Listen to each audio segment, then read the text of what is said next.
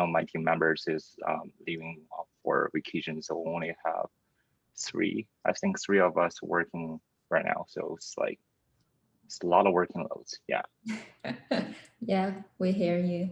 Yeah, wish we all can get some really nice and relaxing break after next week. I think we now have 62 people joining us. I'm just gonna share my screen and we'll start in 1 or 2 minutes for the intro part. Can everyone hear me okay? Hey, Carson. Yep. Hey, Nice to see you. yeah, good afternoon. Hey Carson, how are you? I'm doing well. How are you? Good. Good. You have a really nice background. Yeah, thanks. And I think Chris and Carson, you two just recently won a silver medal for the Kaggle competition. You worked together, right? Yeah, that's correct. Yep. Yeah, that's really, awesome. Yeah, we're pretty lucky. Yeah, That I was a know fun it's really, experience. yeah, you're competing with like people from internationally, and it's pretty hard to have those really top ranks. So maybe in the future we can have some boot camps to, have people to work on some Kaggle competitions together. Sure, sounds good. Yeah, absolutely. Okay, great. I think I'm just gonna start today's intro while people are still joining us. So for today, we're in our week 4 of our Python bootcamp, which is the last week.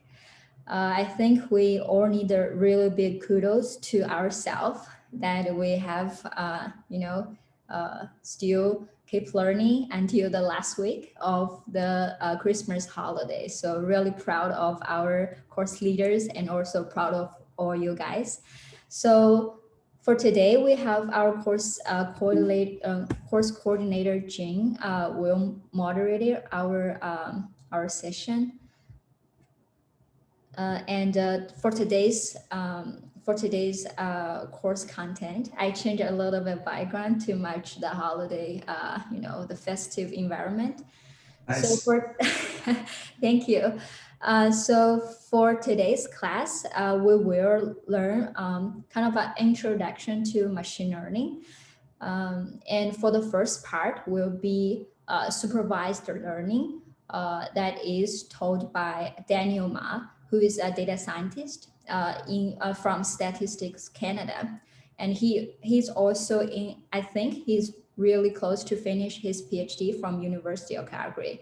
And he's really experienced in data science and machine learning. So today he will do intro for the machine learning and machine learning roadmap, machine learning model structure, support vector machine and kernel trees. And after that, we have a break and 2:30 for 10 minutes. And Jane will distribute our participant attendance sheet so that if you have any questions about our records of your participants, that you can just send us our messages before the end of this class.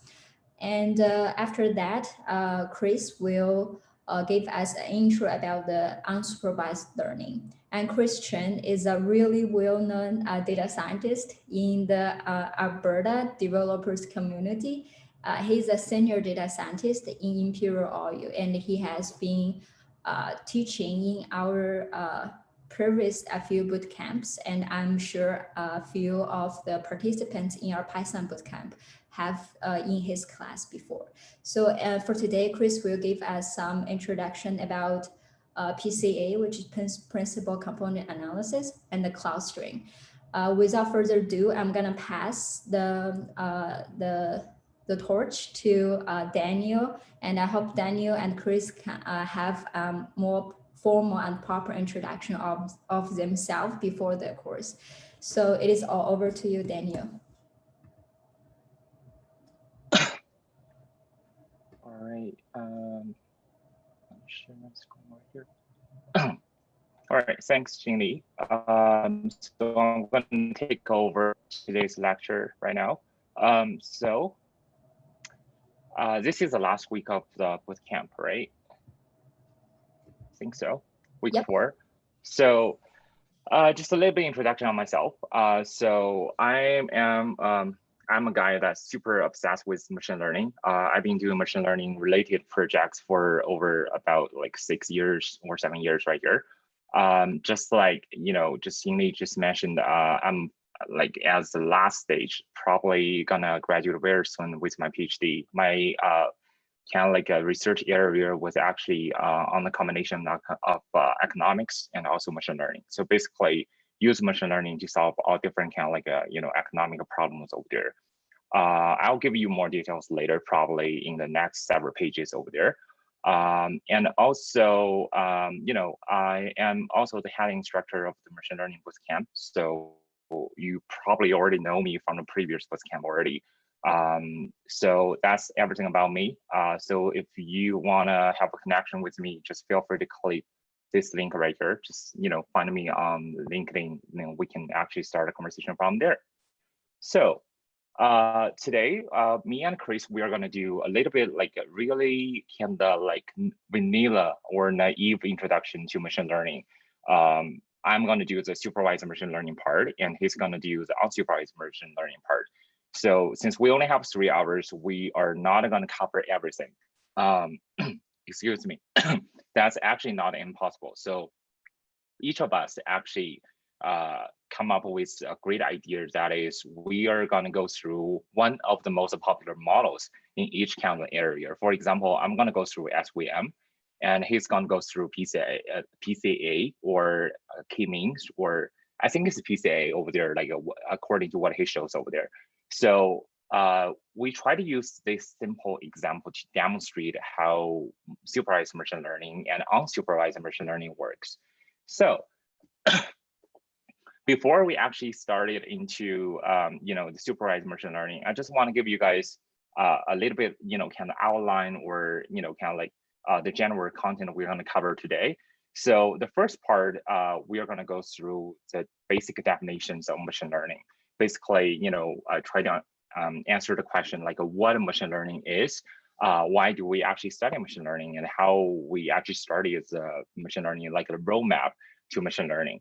And after we finish that part, I'm going to tell you a little bit of story on the supervised machine learning, exemplified by a supporter vector machine, which is the SVM right here. So it has 2 parts. First of all, I'm going to actually go through the theoretical framework. And after that, I want to show you, a concrete example, like how to actually use a package from sklearn to do classification using SVM. Okay, first part. So what is machine learning? Machine learning is not fancy. It's actually defined as just using algorithms or computational statistics to learn from the data without, being explicitly programmed. So basically, it is based on the previous models, a lot of models we already know before. So supported vector machine, random forest decision tree, those kind of models have been invented years, maybe 20, 30 years ago, but they never actually been programmed and actually made into the package, which is really convenient to use until today. So machine learning actually achieves that by actually, using a lot of algorithms and also computational statistics to make it more convenient over there. And it's actually a subsection of artificial intelligence. If we actually try to attribute that to the computer science field, right there. So machine learning is actually everywhere. So basically everything you have today on your computer, it can be related to machine learning. For example, Google search. When you actually search a word, for example, if you search good, G-O-O-D, it might have another word come out. So how does the searching engine actually know that word is going to be the word you're searching for? Right? So basically you just memorize your historical search records or based on the frequency of other people's search and just recommend a word to you. So behind that is actually machine learning. And also the YouTube video, recommendation, Amazon product recommendation, image recognition, self-driving system, everything are actually based on machine learning. So if you want to have if you want to actually have a better idea of what machine learning is, you're welcome to actually click this kind of a link right here. Yufeng Guo, who is actually the developer and machine learning advocate at Google Cloud. He's an expert. He has years experience in machine learning, and he actually, I think his definition of machine learning is very, very detailed and concrete and very easy to interpret. So that is the definition of machine learning. But why do we actually study machine learning? Why is that so important? So, I mean, think about, a lot of problems you try to solve every day, like the daily problem you try to solve. For example, one of the problems I have when I was doing my first internship at Loyalty One, which is the Air Mile program or the Air Mile card. I think all of you guys have that. That is try to actually do the customer's segmentation. So basically, we have the records. We have all the transaction record from each of the consumer, like from Chris, from Jing, from Xinli, everyone. But we try to figure out what kind of consumer you are. Like, are you a junk food eater? Are you health eater? Are you a luxury consumer? Or we try to actually categorize everything or every consumer into different kind of groups over there. But we don't have the labels. We can only rely on the transaction data to actually do that. So basically what I did back then is try to use the LDA model, which is called the latent dirichlet allocation model. If you are interested, we probably can talk a little bit more after this. So that model is actually unsupervised machine learning model. What it takes is just a bunch of like the products you purchased as a person, transform that into a list of the words and use those kind of words. And based on the prior possibility, we actually assigned to the LD model. It can actually give me different kind of categories or different type of consumers. For example, we have a bunch of different kind of baskets right here. After the transformation from the LD model, I know whether you are a Popeye, you like Spanish, or you're a balanced diet, kind of eater, or you're just a junk food eater. So basically, one snapshot of the result looks like this. So on the left-hand side, we have 6 different group of consumers. And every time when you click one of the group right here, you can see what kind of like a products. I just want to FYI that you're not sharing your notebook in the screen. It probably. Oh. We have. You guys cannot see my. Oh, okay, sure. Right now, you are sharing your desktop, but just the calendar. Can you guys see that right now? Yep, we are back on the track. Okay, sure. Sorry about that. So basically, like I mentioned previously, what I do is actually use a bunch of like a basket records and put it into an LDA model. It can tell me what kind of group consumers you are. So a snapshot of that is just like this. On the left-hand side, I have 6 group of consumers right here. So every time when I click one of the group, I can see what kind of like top products or the most frequent purchase products you have. And based on those kind of products, for example, if I click this group 1 here, it has mushroom white right here, onions, celeries, red bell sweet peppers, but no meat. But meat is actually at the bottom, but most of the stuff on the top is actually the vegetables. So in that case, we usually just kind of conclude with this kind of group of consumers as a vegetarian group over there. So if I know who you are, and then I go back to the data set, I find your kind of like car number. If I know who you are, then the next time when I design the offers, I will actually recommend more kind of vegetables instead of like meat to those kind of people over there. So I only finished the initial stage of this kind of project. Then I just leave it to other colleagues over there after my intern. I think they has been used this for the offer production for I think since that's last year over there. So yeah, that's just one example how why machine learning is important, because it actually helps us to do a lot of different things. Like especially in the industry, efficiency is the ultimate goal. A lot of like companies over there try to look for the business solution to improve the efficiency of their daily working. So machine learning actually can accelerate that, using through different kind of tools, just like the LDA model right here. Okay. So next part is this machine learning roadmap over there. So the roadmap can be complicated, but I think I oversimplify the roadmap a little bit right here. So I'll start from the like a general structure of machine learning right here. So the machine learning actually has two parts. One part is supervised machine learning. Another part is unsupervised machine learning right here. Okay.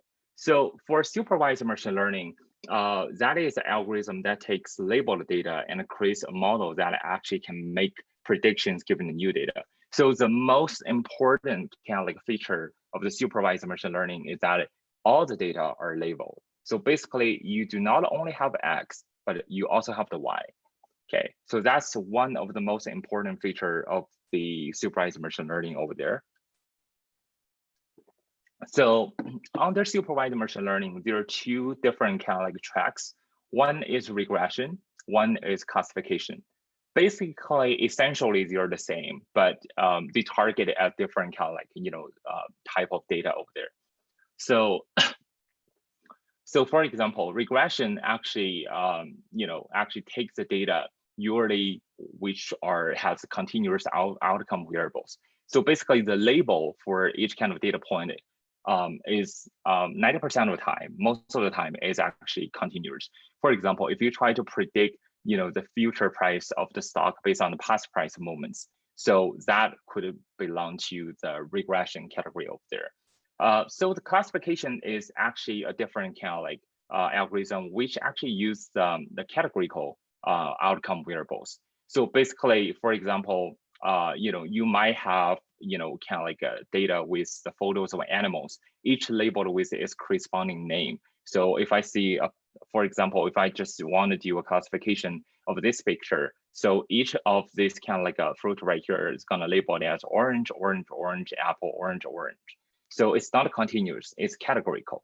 So in that case, we usually call the supervised machine learning algorithm classification. Okay. So for the unsupervised machine learning, that could be many different cases as well. But to summarize a little bit, unsupervised machine learning is when we do the data that has not been labeled. So basically, all the data has no label. You only have the X, you only have the features or the variable to use it for the prediction or for the classification, but it doesn't have a label or doesn't have a category. So the goal is to actually try to find a pattern and create a structure in the data in order to actually, find its like inferred label or categories over there. So there are two types of unsupervised machine learning right here. One is clustering. So clustering is just like grouping alike data. So clustering in supervised machine learning is classification, except it doesn't have the categorical label right here.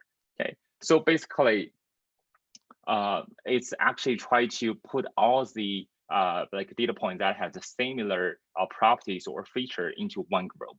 However, when we actually compare to the data to another group, they should be very different. So I think there's one example right here. Yes. Can you guys see the screen right here? All good. Let me double check for you. Yes, okay. So this is one of, I would say, fancy, probably. This is a very fancy, I'll just close this. This is one of the very fancy, product made by Hubble, which is one very expert like machine learning engineer on GitLab. So basically what he does is actually try to put all different words into embedding and then just structure all the embeddings into like, universe. So basically every single point here is one center word. It can be linked to other different kind of word over there. So let's turn right and turn up a little bit. So for example, if I click that word, Firefox, and the next word related to that, let's just look into that part a little bit,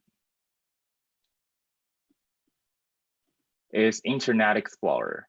And another word is Firefox, Mozilla Firefox, IE, right? So all the similar words are kind of linked to this kind of word right here. Okay, so each word each word comes with a text. So basically we know how to pronounce a word, we know how to spell the words, But how do we actually group the words into one group? Like, how do I actually group Chrome and also Firefox into one group? Because they all are international, like Internet Explorer, right? How do I do that? So this is actually unsupervised machine learning. We don't know which group it belongs to. I don't know what Firefox belongs to. I don't know what Google Chrome belongs to, but I can find a way through the word embedding to actually structure them into one group. So similar examples can be Linux right here, right, which is a program language, and then Windows Vista, Linux, capital Linux, and like small letter Linux, Unix, right? So all those kind of words have the similar kind of properties over there, like Windows over there, right? So you're very welcome to explore this kind of like word embedding universe yourself. If you search any word over there, you will find the cloud that basically belongs to specifically belong to that word over there. So this is a really fun experiment. I can actually use it to show the clustering. So this is actually one example of clustering. Okay. So another kind of example is called dimensionality reduction, or another track. So dimensionality reduction is actually trying to compressing the data by removing irrelevant or unimportant variables and holding onto principal ones without actually losing the structure or the meaningful or the general kind of like a structure of the data set. So for example, if you look at this group right here, is this kind of like picture right here. Suppose we have 3 dimensions right here. That basically means we have 3 variables, X, Y, and Z. And we have so many different data sets over there. But we have 3 dimensions and 1,000 positions or 1,000 data points over there. But it's really hard to actually do the clustering, trying to actually group one to find one group which is totally different from another group. So what we can do is let's just compress it from 3 dimensions to 2 dimensions right here. It looks like this. Okay, which makes the problem a little bit easier. Then we can do a little bit more, compress a little bit more by compress that from 2 dimensions into 1 dimension, like this. So now we can do a classification in the middle over there. Okay, so dimensionality reduction essentially is one type of clustering, but it has different goal. So the goal is actually try to reduce the dimension of the features you have and actually keep the general structure on the meaningfulness of the original data set. So for example, if you try to do, I don't know, the oil price prediction, suppose you have 100 features. You have the past price, you have the location of the oil field, you have the salaries of the oil workers, and you have a lot of different kind of like features over there. How do you actually select which ones are important to do the clustering or to do the classification?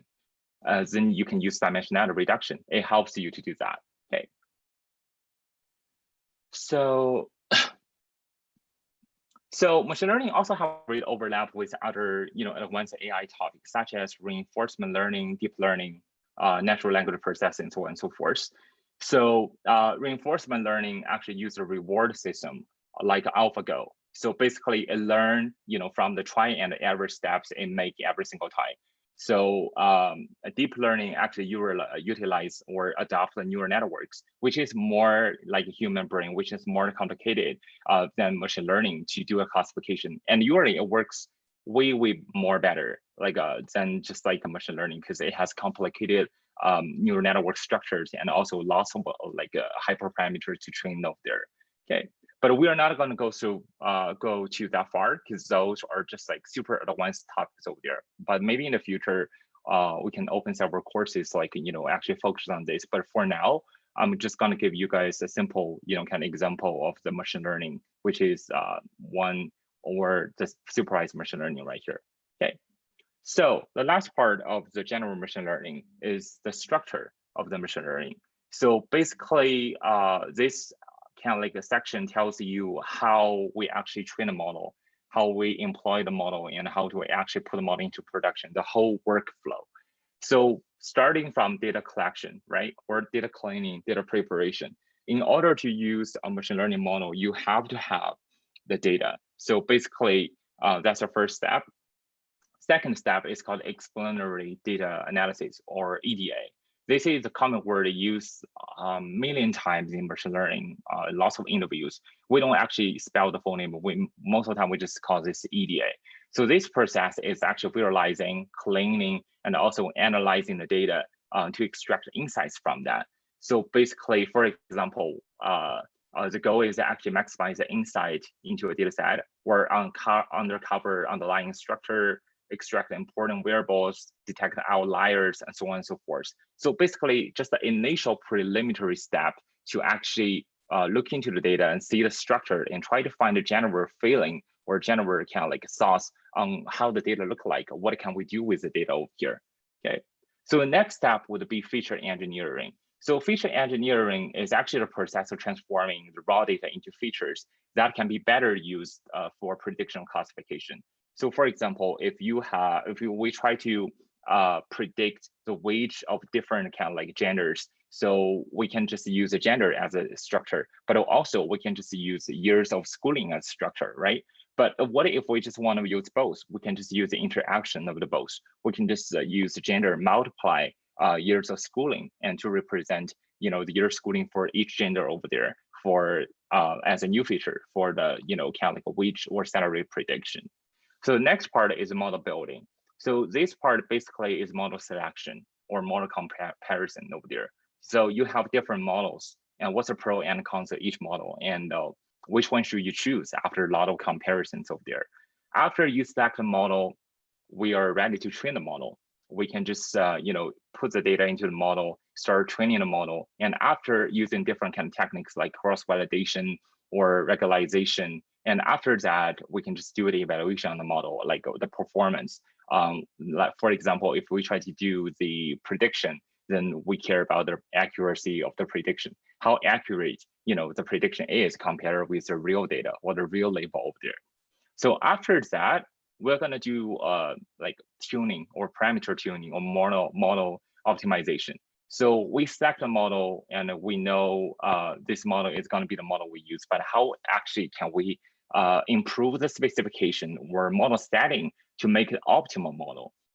That is, we need to find the hyperparameters that actually can be used to improve the accuracy or the performance of the model. I'll give you more details on the hyperparameters later when we talk about SVM over there. And after that, so basically we finish, all the behind screen steps, we are ready to make the model into production. Okay. So everything so far sounds a little bit abstract. So now let's make it more concrete or more kind of like detail. So let's think about one really popular supervised machine learning model, which is called supporter vector machine, SVM. Okay, to start, let's consider a binary classification problem on two classes. So suppose we have two classes right here, red and yellow. Can we do the classification just using single lines? My question for you guys, can we just do the classification using single lines? Or alternatively, we can just use a simple classification. Can we do that? Can we just use the lines to do the classification right here? Yes, we can, for sure, because it's easy, right? There's a gap over here. You can do the classification using lines. But we can, but we better not to. Why?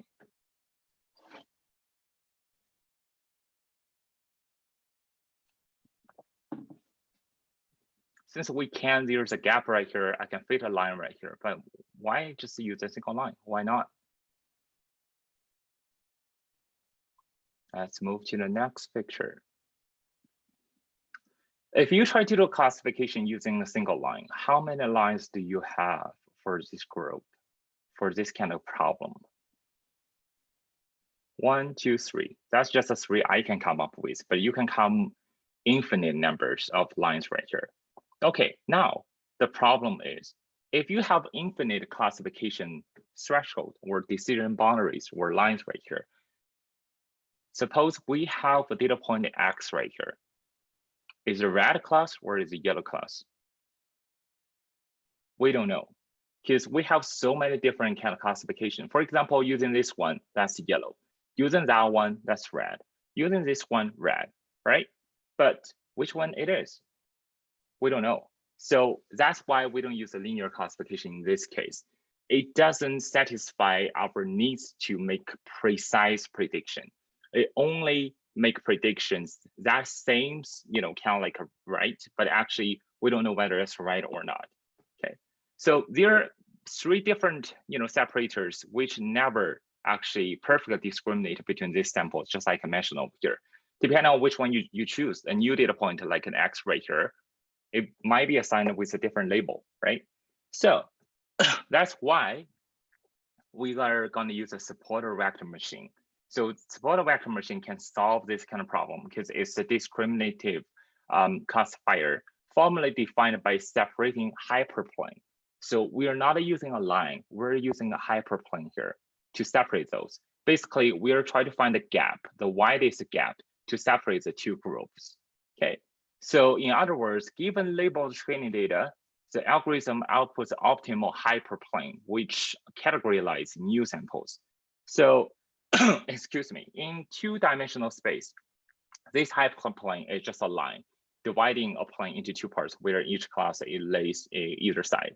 So that's looking to this, the same kind of, we are still looking at the same kind of problem. But if we try to use SVM or supported vector machine, what it gives us is this.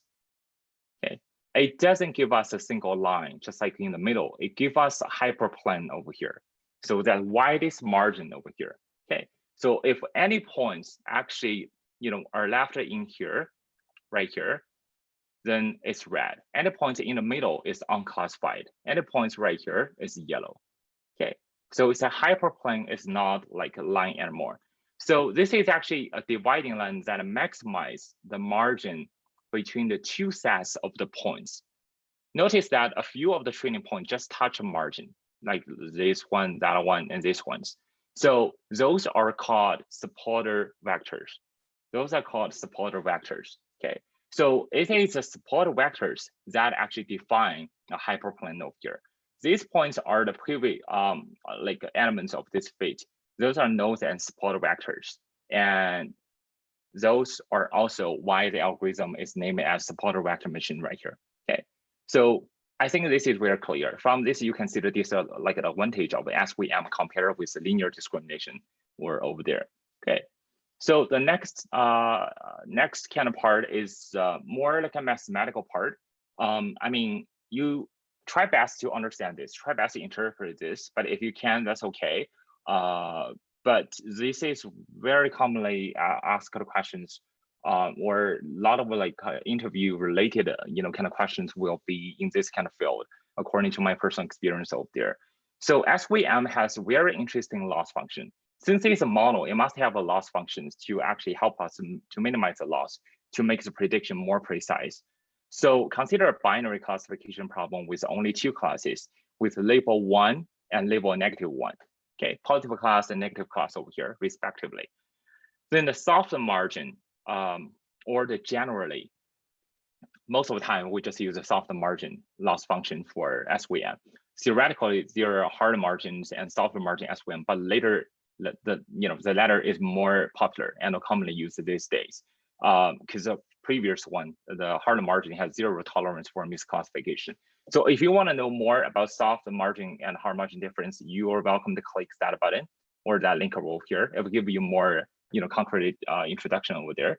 So the loss function for SVM is we're going to minimize the weights of each kind of like features over here, but we are going to minimize 1/2 the square summation of this kind of weights over here. And plus we're going to have a constraint over there.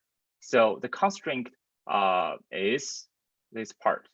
That is the sign of your label, the sign of the output variable, the sign of y, and the sign of the predicted label, or the sign, yes, this is the predicted label, must be greater or equal to 1 minus epsilon I right here, where epsilon is just an infinite smaller value right here. So basically it's that the sign of the output variable and the sign of your predicted variable must be same. So if you predict y is 1, then this one must be 1 here. Otherwise, if your prediction is different than the real kind of label, you're gonna face a penalty right here. You're gonna face a penalty right here. Okay.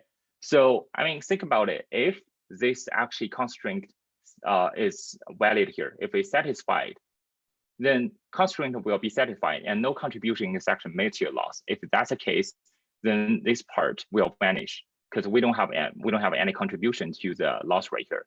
But if that's not the case, then constraint term, this part will not be satisfied and a contribution is actually made to the loss. Alternatively, the point that actually doesn't satisfy those kind of constraint will be penalized. So for example, the points in the middle. Okay, the points in the middle will be penalized right here. And smaller c here, another kind of feature is like smaller c here makes the cost of the misclassification low here. So basically, if we have a smaller c here, this term will be smaller. And our goal is to minimize the summation of the two terms right here. Then the cost minimization will be small. Then this is allowing more kind of like some to wider kind of cushion or allowing more kind of flexibility on the misclassification over there. But if we have a large c, basically that means we impose a really strong constraint on this kind of like regularization parameter on the constraint right here, then it would actually make that into a really hard margin or close to a hard margin, make the cost of misclassification very high. So it's forcing the algorithm to explain the input data stricter and potentially it could overfit over there. Okay, so what do I mean by that? Let's just look at several examples right here. For example, if we just look at this kind of like classification algorithm over there, if C is huge, that basically means any point actually falls into this kind of margin will be penalized, very hard. So basically, any points inside the margin will be actually the points that actually contributes a lot to the loss function. Okay, but if this is like a soft margin, if actually it doesn't have a huge C over there, then any points actually inside here wouldn't actually be penalized that hard. So try to understand in that way. That's like the most intuitive way I can try to explain right here. Okay. I guess I will just pause here for a second, try to answer some questions. Yeah, I think we have one question about the SVM you just talked about, but I'm not quite sure about this question. So it's from Sully. He asks, what if we have more data points? Will it change the hypothesis? I'm not sure what the hypothesis mean in the SVM. I suppose a hypothesis is try to find the maximum margin, or hyperplane to separate different kind of groups over there.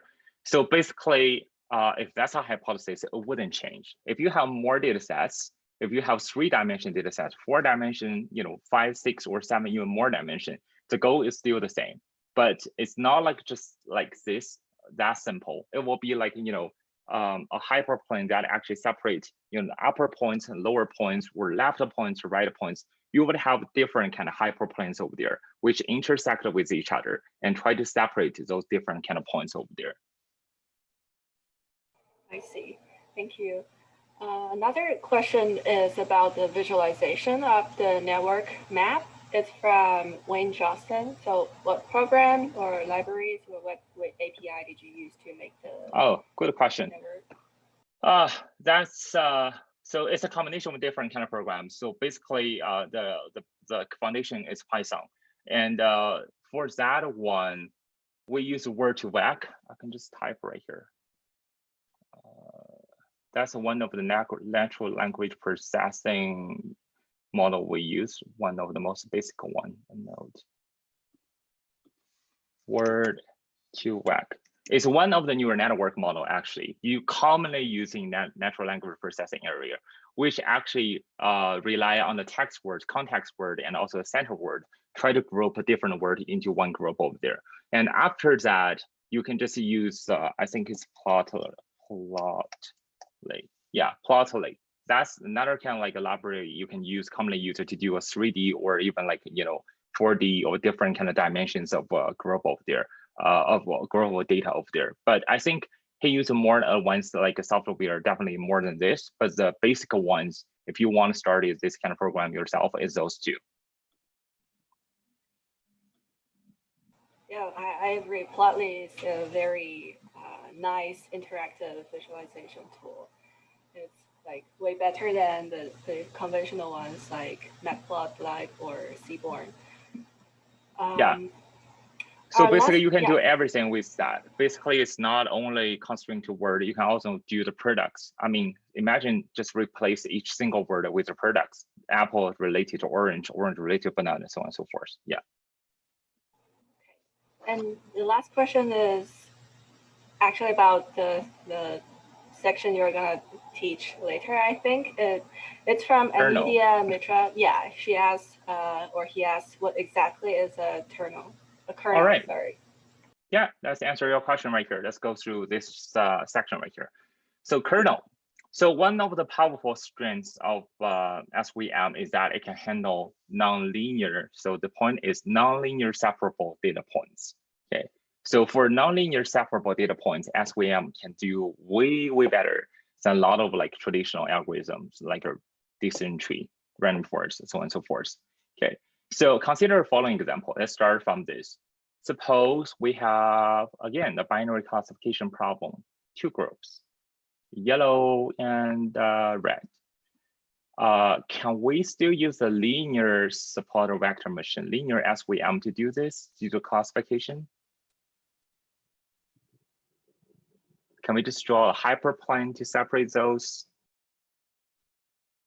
Unfortunately, no, right? There's no way you can do that because no matter how you draw that, you cannot separate totally, perfectly separate the two groups. So that doesn't mean the problem is not solvable. Actually, this is where the kernel trick steps in. So it's clear that no linear discrimination will ever be able to separate this data. But we can think about, we might project, those kind of like a two-dimension data sets into a higher dimension, so that a linear separator or linear hyperplane can separate those. How do we do that? We can do this, right? What if we just project these from 2-dimension into 3-dimension right here? Then one is on the top, one is the bottom, right? So it's like I just make it like a 3-dimension. I put the red on the top and put the yellow at the bottom.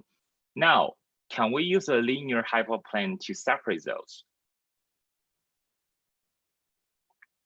I think the answer is quite obvious. We can't, right? So we can just do a linear hyperplane in the middle to separate those, right?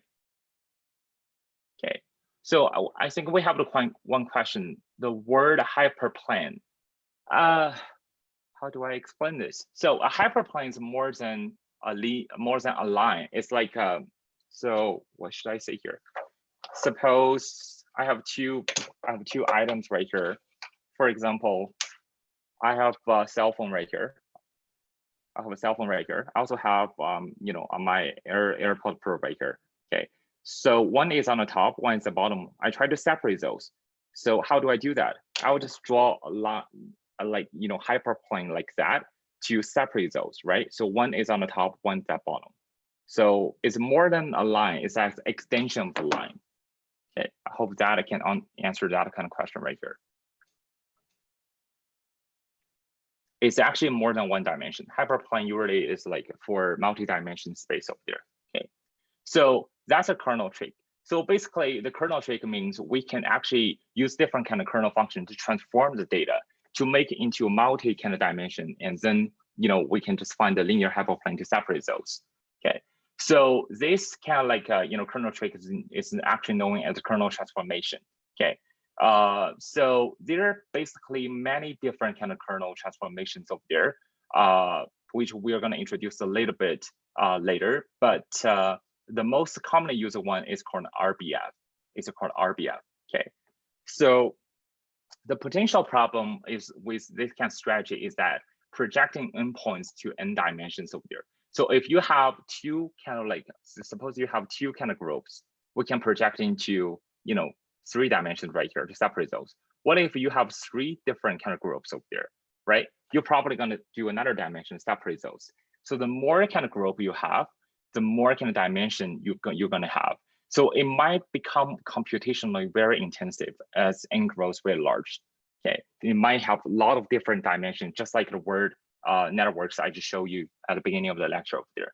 However, because this kind of like kernel tricks over here, so this kind of like kernel trick is actually naturally built or defaultly built into SVM model. So you don't have to, try to think about how I can just reduce the computational cost over there. It will automatically do the kernel trick for you as long as you specify which kernel function you want to use here. Okay. So for example, for this one here, I use SVM model and kernel is IBF. And after that, I just plot the kernel function. It just gives me a hyperplane. See the hyperplane here. This is the center of the hyperplane. This is the inner boundary, that's the outer boundary. So this can perfectly separate the two groups over there. Okay. So next part is empirical coding. So we talked about the theory of the SVM model. Now let's actually do some, kind of fun experiment using this to do some kind of classification. So let's take a look at the facial recognition problem. So we'll just use the labeled face in the wild data set, which is like a data set embedded in the sklearn library over here. So that data set has several thousands of collated photos of various public figures over there. So our goal is try to assign each kind of picture into the right public figure. Each data point has a picture labeled with a name. So a batch of the data set has been built into the data set is built into sklearn. So I just actually extract a partially of the data set right here. So basically what I do is from sklearn data set, import fetch LFW people, then the data set will be loaded right here. So next part is actually I'm gonna try to think about how many pictures I want to have for each public figure for this data set. I want to have 80, the more the better. So I just want to have 80 kind of picture for each kind of public figure. Then I just use a variable faces to call that kind of data set. So faces will be the data set that has 80 pictures for each public figure. And that's print the faces name, that's print the public name, public figure's name. So it has Colin Powell, Donald, George Bush, Tony Blair, so on and so forth, all public figures right here, like famous public figures. And the dimension of the data set is 3 dimension, right? Width, length, height, right? So because it's a picture, so we have 3 dimension right here. Okay. So let's see what kind of public figures we are looking at. So as you can see here, we printed a name, George Bush, Tony Blair, Donald, Colin. So those are all the public figures, or part of the public figures we are dealing with right here. Okay. So what we do here is we have the label for each picture. And now we're going to do a classification and see whether we can, assign that picture to George Bush, assign that picture to Tony Blair. Okay. So what we need here first is a model. So we need a supported vector machine model over here. So for classification, it's called the supported vector classification as we see here. So you can just import data from sklearn.svm. So SVM is a bunch of supported vector machine models, consists of supported vector regression, supported vector classification. So if it's classification, it's called SVC. Okay. So next part is the model selection part. So basically, when we do the classification, we try to split the data set into a training set and test set. We use a training set to train the model, and we use a test set to evaluate the model. Okay, so that's why we have train test split right here. And we also have stratified k-fold. So interpret this as a way to split the train test data set automatically. So it can just, randomly split the data set into training set and the test set many times, and into probably 4 training set and 1 test set, or 3 training set, 2 test sets, so on and so forth. So how do we actually divide different kind of data set? It's a parameter you can set up in this kind of function right here. And this one is more like a straightforward train test split function where you can just tell them, I want to split the data set in this way. So randomized search CV, basically this is a function we use for the hyperparameter search, which is used for this step, model optimization, which is the second last step right here. Okay, we'll have more details on this later when we talk about the classification.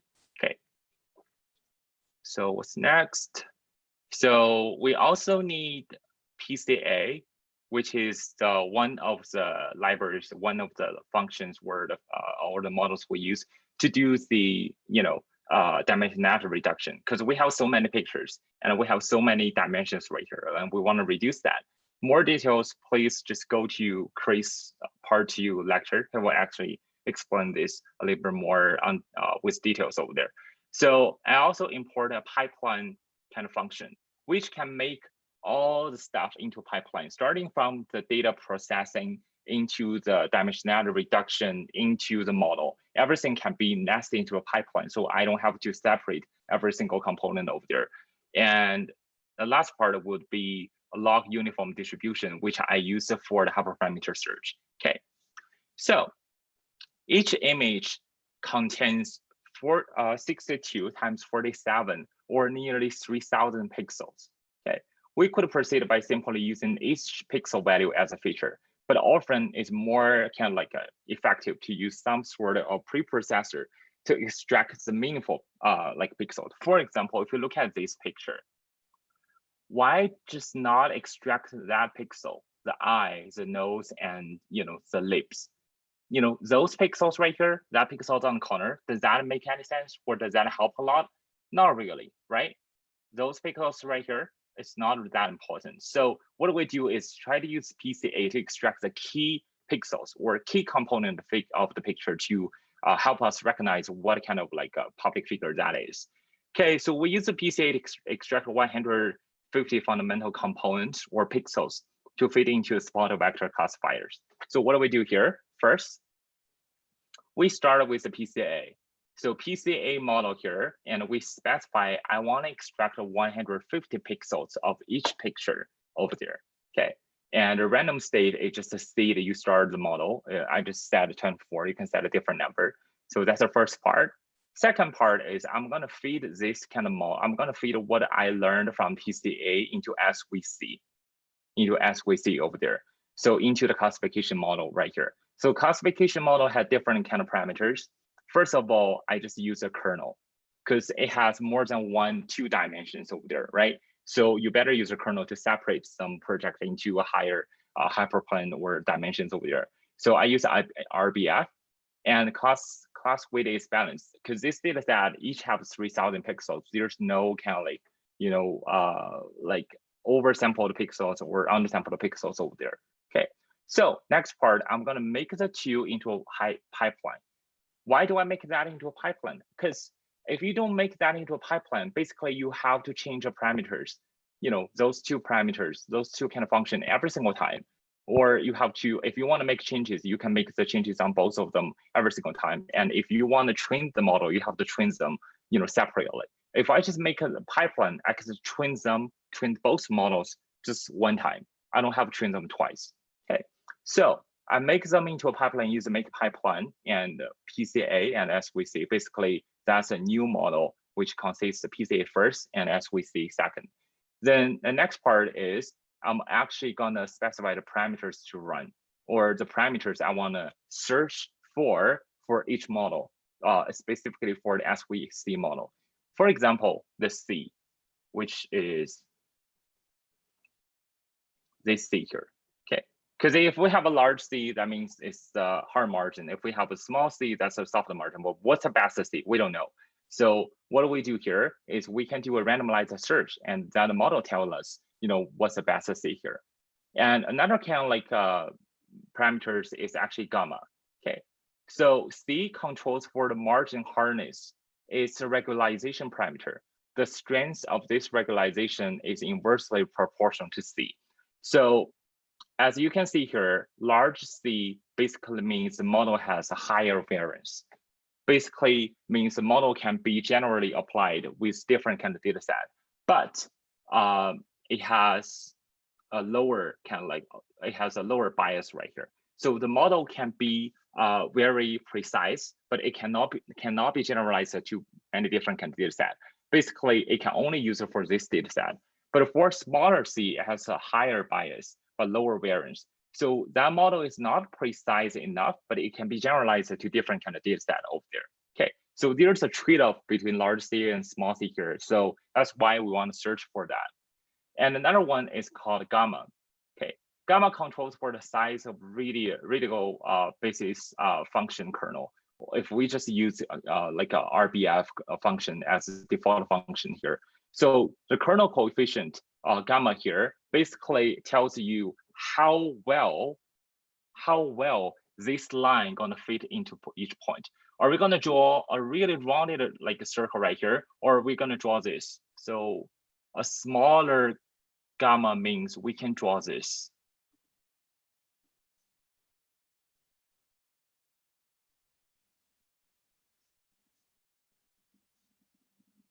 Just like that. Okay. Compared with this kind of like, you know, first kind of round circle, this circle is more precise. But the problem is that might be overfitting.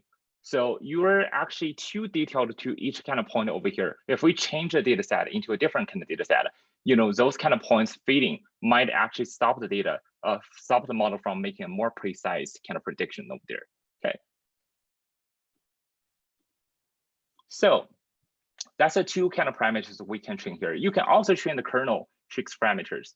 It can be linear, polynomial, RBF, sigmoid, or pre-computed. Okay, so those are just different kind of like kernel functions you can use, but each of them have this pro and cons. So if none is given, RBF will be used as default right here. So after that, we specify the parameters, specify the model. So what's the next? That is, I'm going to split the data. Okay, I'm going to split the data into training sets and data and the test sets. So I use stratified k-fold function. I split the data set into five different kind of groups over there. Okay, 5 different kind of groups, k or 5 folds. And I shuffle the data set every time when I actually, you know, divide the data set into 5 different kind of groups over there. So that is, I actually separate data for the training and test set over there. Okay,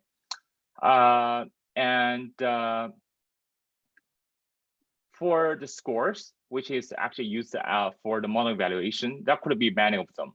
So what I use is just F1 macro, F1 weighted, F1 micro over here. So those are just 3 different kind of F1 scores we can use, but you can also use the accuracy or different kind of scores over there. Okay, so this part is try to split the training set and test set for the entire data set. Okay, and that part, this k-fold is try to separate the training set into more detailed training set and test set. Okay, so those are 2 different kind of functions right here. So this one here separates the training set and data set using train test split.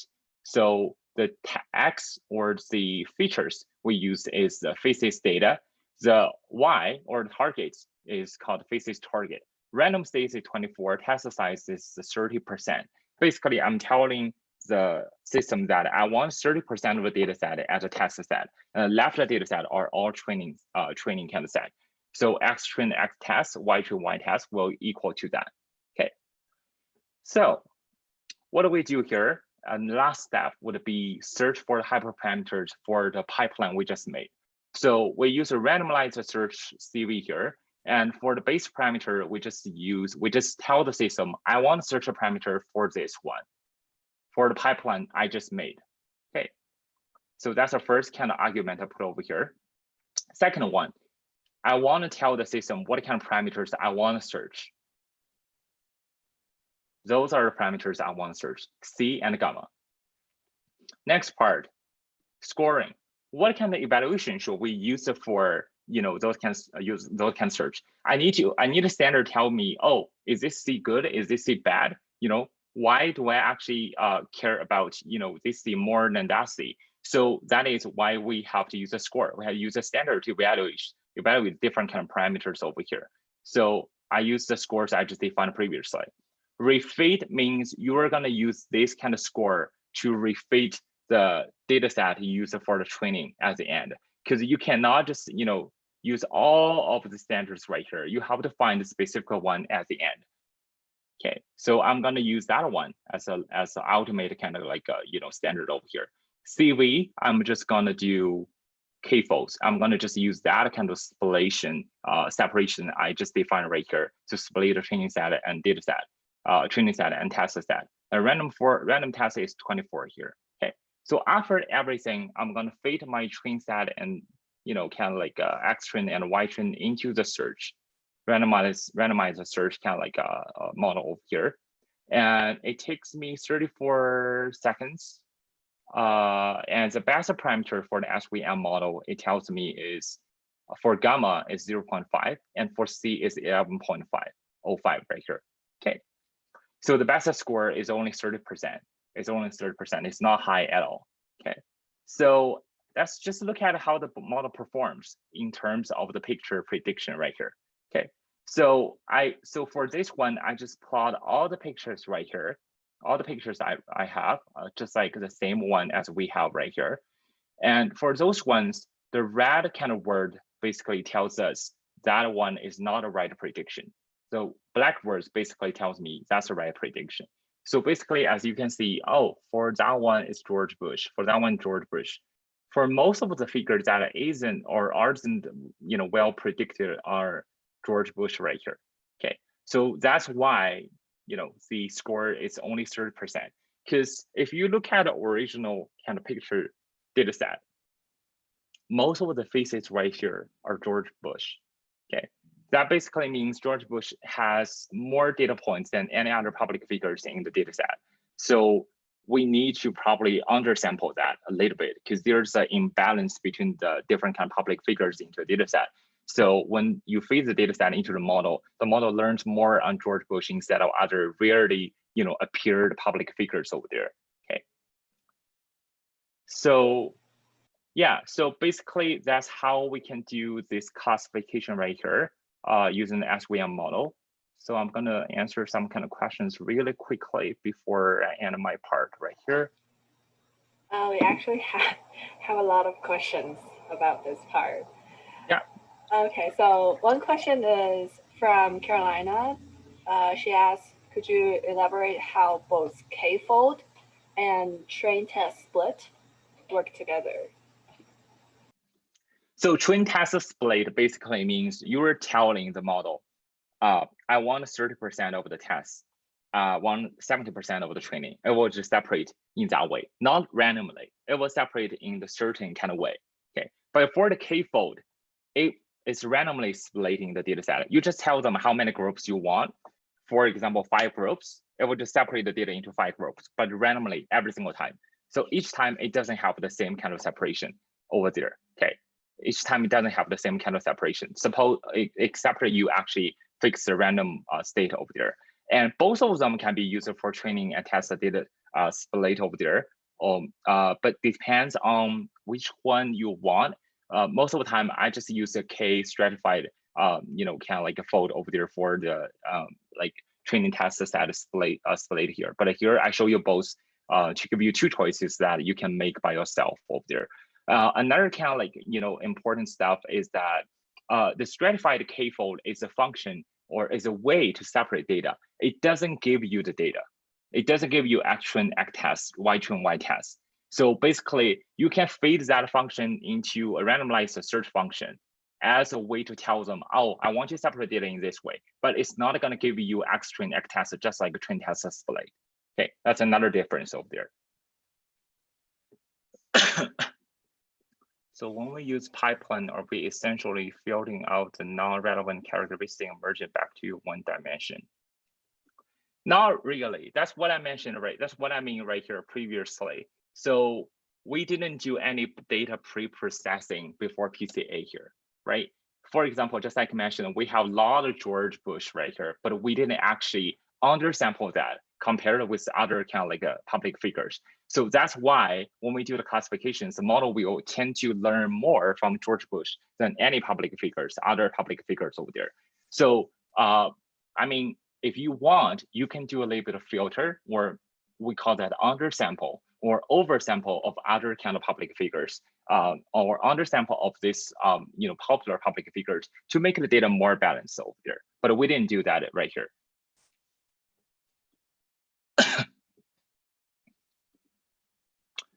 any of these parameters are hyperparameters.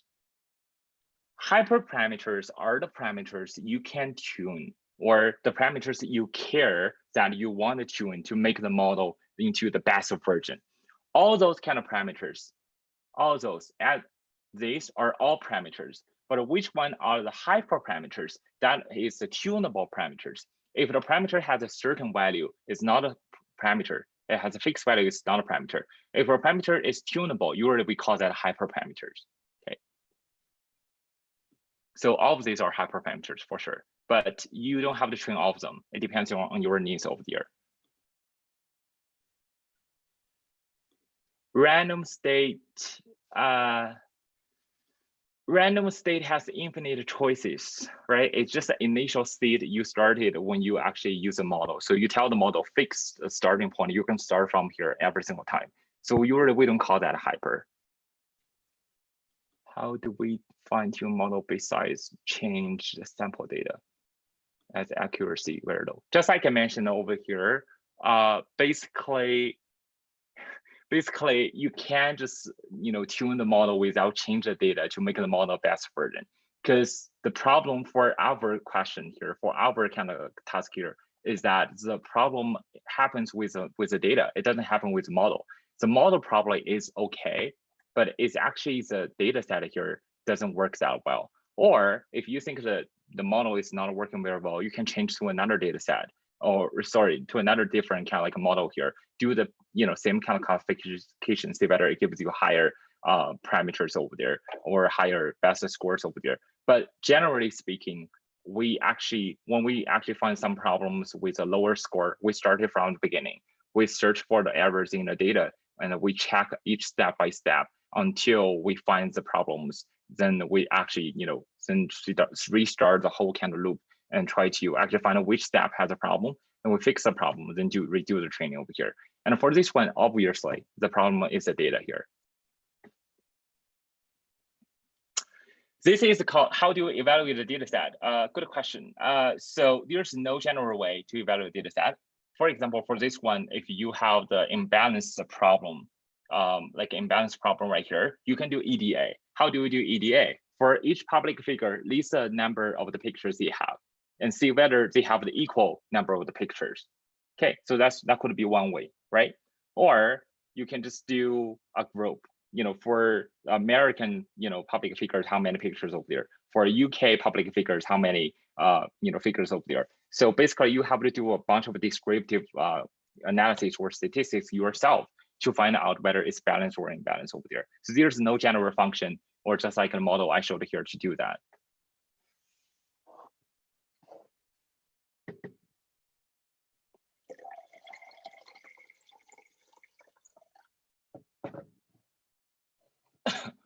Oh, I think I answered. I will just type right here.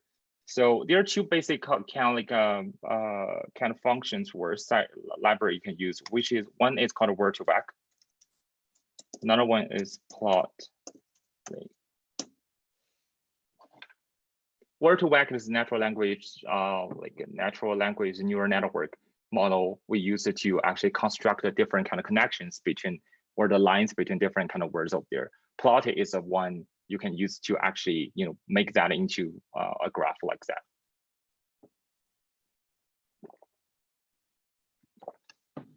I think that's it. That's all of our questions right now. All right, so there's a little bit of conclusion of the pro and cons for this kind of model right here. If you're interested, you can look into that as well at the end. If you don't have any other questions, I'll just, just give you guys a break and you guys can, come back and, keep going from part 2 of today's lecture. Sure, then we'll have a 10 minutes break. And during the break, I'll send out the attendance sheet to our Zoom chat and our Slack channel. So please check it out and let us know if there's any issue. For those whose Zoom name doesn't match their registration name. So please check it out. See you in 10 minutes. So it'll be, all right. Yeah. All right, thank you so much. If you have any question, please feel free to actually, reach out to me in the Slack channel. I will try to answer all the questions over there. Okay. All right, see you guys.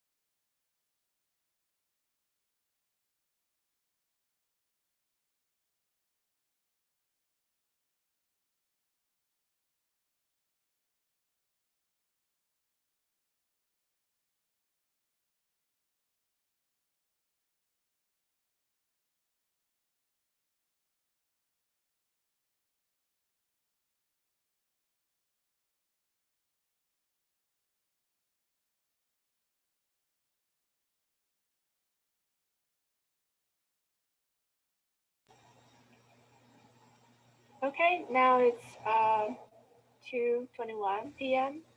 Let's start the second half of our class of today. The second half will be taught by Chris.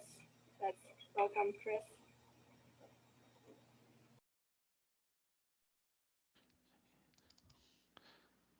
Yeah, sure. Thanks, Jane, for the introduction. And yeah, thanks to Danielle who gave us a very good walkthrough about the general ideas of machine learning and with a focus on supervised learning. And what I'm going to talk about today is another topics in machine learning, which is unsupervised learning.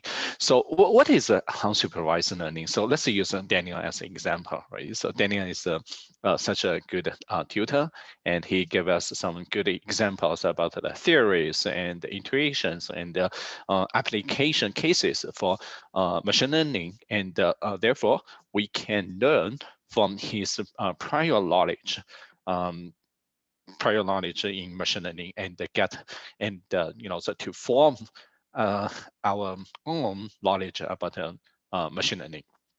But on the contrary, so what I'm going to do is to so instead of using my prior knowledge, I probably threw out some questions, which is not from any of the knowledge, and it's rather. So I would like to,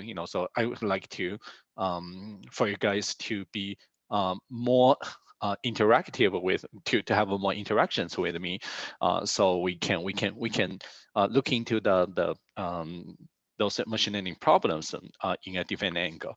So without further ado, so let's get started. So the first topic is I'm going to cover is called PCA. It's actually an algorithm on the what is called that? So dimensionality reduction algorithm. So, and it's a PCA stands for principal component analysis. It is probably the most used and most historical algorithm in this area. And everyone wants to learn a little bit to get started with dimensionality reduction. We'll probably get started with the PCA.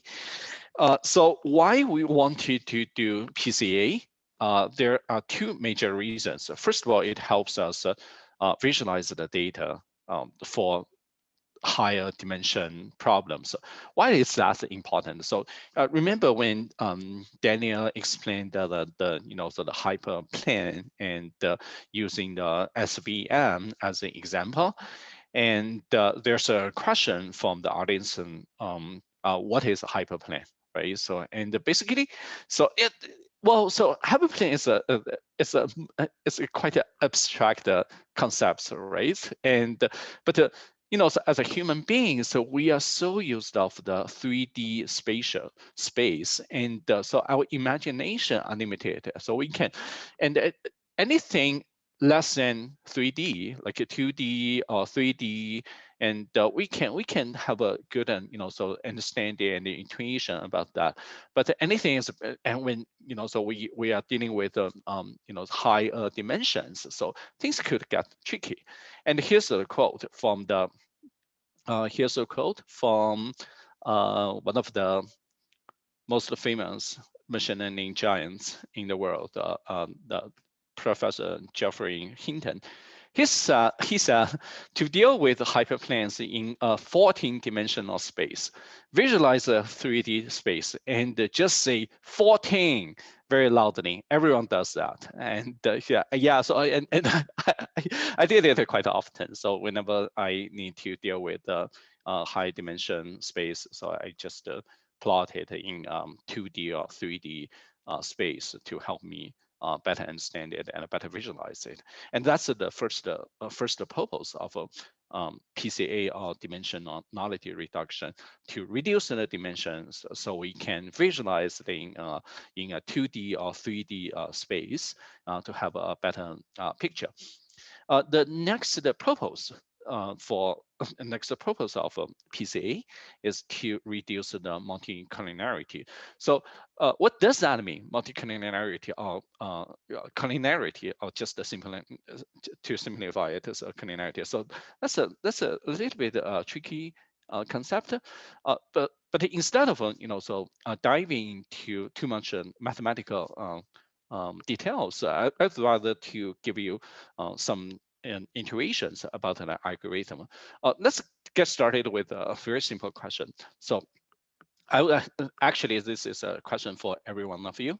So suppose you were to develop an algorithm to make predictions on the housing and the house price, and what feature or what variables are you going to use? The hint is so we can probably use something like the the size of the house, and number of bedroom, bathrooms, so on and so forth. But what else? What else you can think of as a features to model the problem? Neighborhood. I saw the answer from the Carolina neighborhood. Anything else?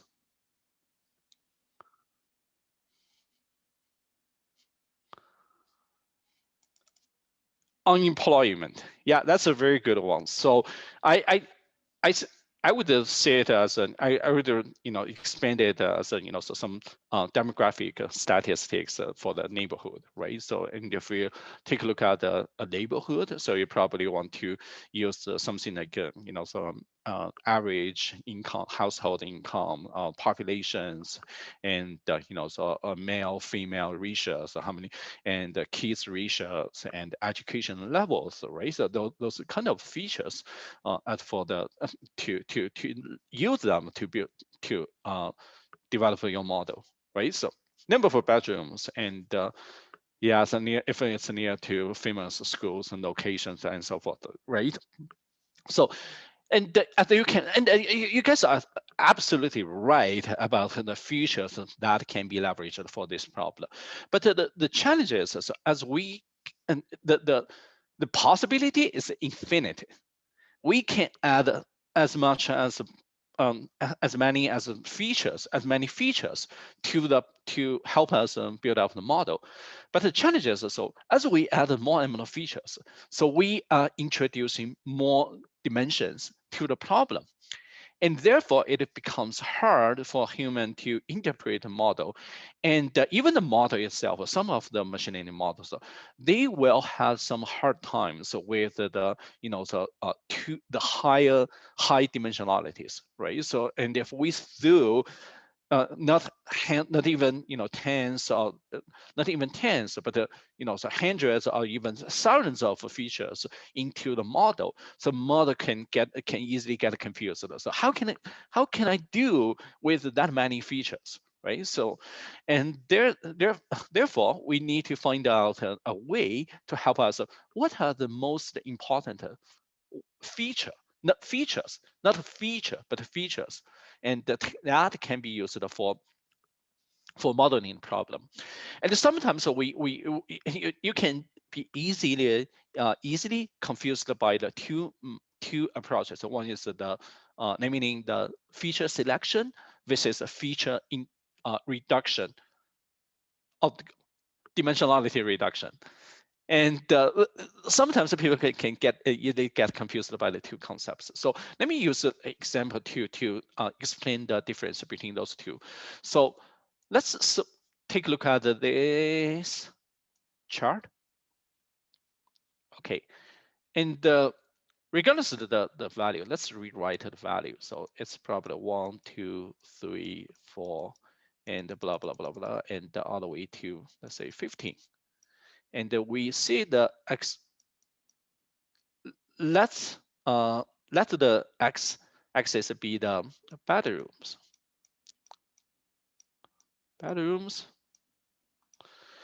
And what about y? So we'll probably do the same thing, just to get rid of the scale. And 0, 1, 2, 3, 4, blah blah blah, and 10 or 12. So let the y-axis be the number of bathrooms. bathrooms. So my question to every one of you is, so if you have to pick one feature to model the house price, which one would you choose? Bedrooms or bathrooms? So they seem to be, so correlated, right? So based on the distribution showing here. So, but the question is, so if you have to use just one, which one would you choose and why? Bedrooms. So there's as bedrooms, and intuitively, I think you guys had the right answer. So bedrooms is probably a little bit better features to model the problem. But why? Why bedrooms, not bathrooms? So people has a very good intuition on the so human beings has a good intuition on this kind of problems, but there's some so the profound theories behind this. So intuitively, so what we very naively, so we can probably use the dispersion, so like the dispersion to matter as a one way to help us decide which one to choose. So if we take a look at the bedroom, so it may have a wide span, as compared to the bathroom, as compared to bathrooms. And if we have just plot the distribution, right, and we'll see the bedrooms may have a, sorry for the drawing. If we draw the distribution, right, so we may end up finding that the bedrooms may have a higher standard deviation or variance as compared to bathrooms, which makes it so a little bit a better choice. But why? So the wider or the bigger variation or standard deviation is a good thing from the modeling perspective. So the reason is quite simple. So if we draw a line here, right, so we would see, so there are some duplicates. But if we draw a line vertically, so we would say, okay, there are some duplications. But if we draw another line horizontally, right, so we would end up with more duplication, even more duplications for so bathrooms, which means so so the bathrooms mean so when we were to use the bathroom only, we would lose more information as compared to bedrooms because of the more duplications, right? So that's a very so the very simple theory behind the scene, and everyone can easily understand why so bedrooms is a better choice for bathrooms. So and if we were to apply some algorithm to help us find which features is more important than another one, so and using the result to get rid of some other features to make this model simpler. So this technique is called feature selection.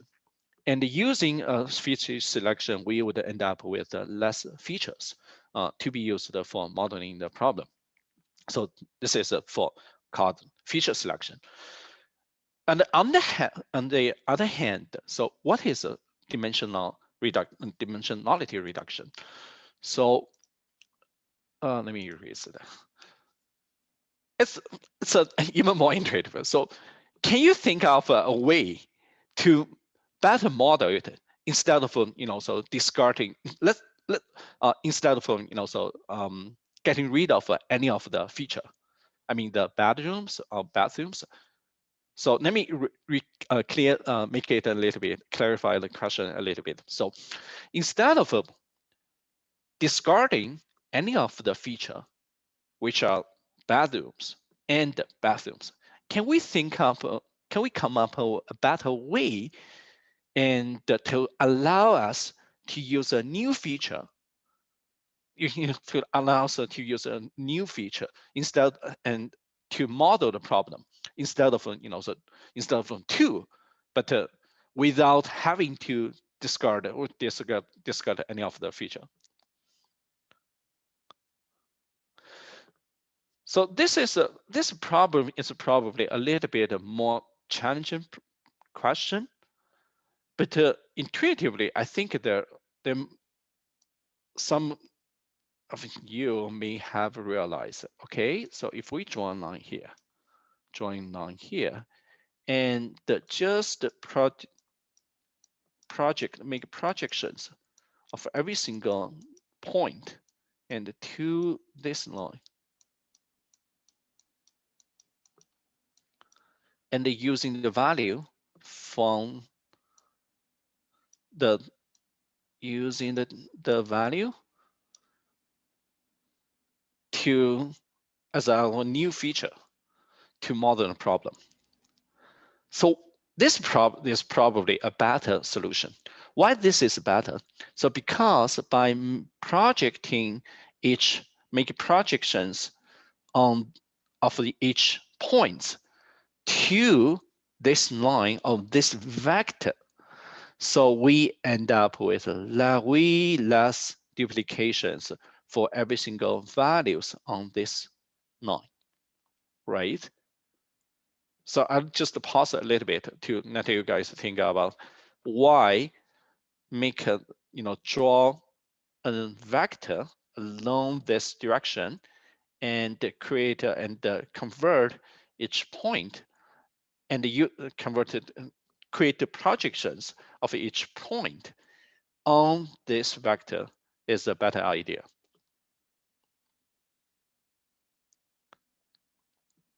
So anyway, this is the fundamental ideas of finding the principal component, and you know what? This vector is just one of our principal component. Is our principal component, and another principal component is probably this one, which is the diagonal to the first principal component, and we call it this one is the first principal component, and this is second principal component. And why this could be of help? So I actually find a very good article online. So showing up here. Okay, let me clean up my drawings. It has a very nice visualization, and using some data points are very similar to the chart, chart we just saw. And so each of the points are the raw data, right? And we're just making the dots, red dots are just projects on a vector. And so the red lines are the distance from each point to the vector. So if you stare at this visualization for a few seconds, and you'll probably find that when we were to use this vector, we end up with the minimal summary of the distance from the point to the vector. So, and in another word, so we can use this vector as the principal component to represent both battle and battle with minimal loss of information. So that's the fundamental idea of the principal component. Yes. Okay, someone has already found that. Yeah, thanks, Carolina. And this is exactly, just 1 second. Let me see if this is.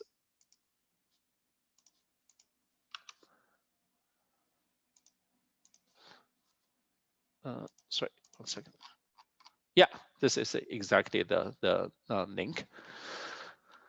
And yeah, so that's the intuition of a principal component. But another way to think about that is this one. Is a visualization again. So you can think, each of the red lines as a string, and so in order to find the balance, right? And in order to find the balance, so the string will pull the longer the string is, and the force applied on the force applied on the so the axis will become larger, and therefore so in order to get a balance, so it would end up with vectors like this, right? And as you can imagine, so another way to have a balance is this one. And these two are the principal components. And what are the names of those two vectors? We have in statistics, we have some special terms for those two vectors. They are called eigenvector.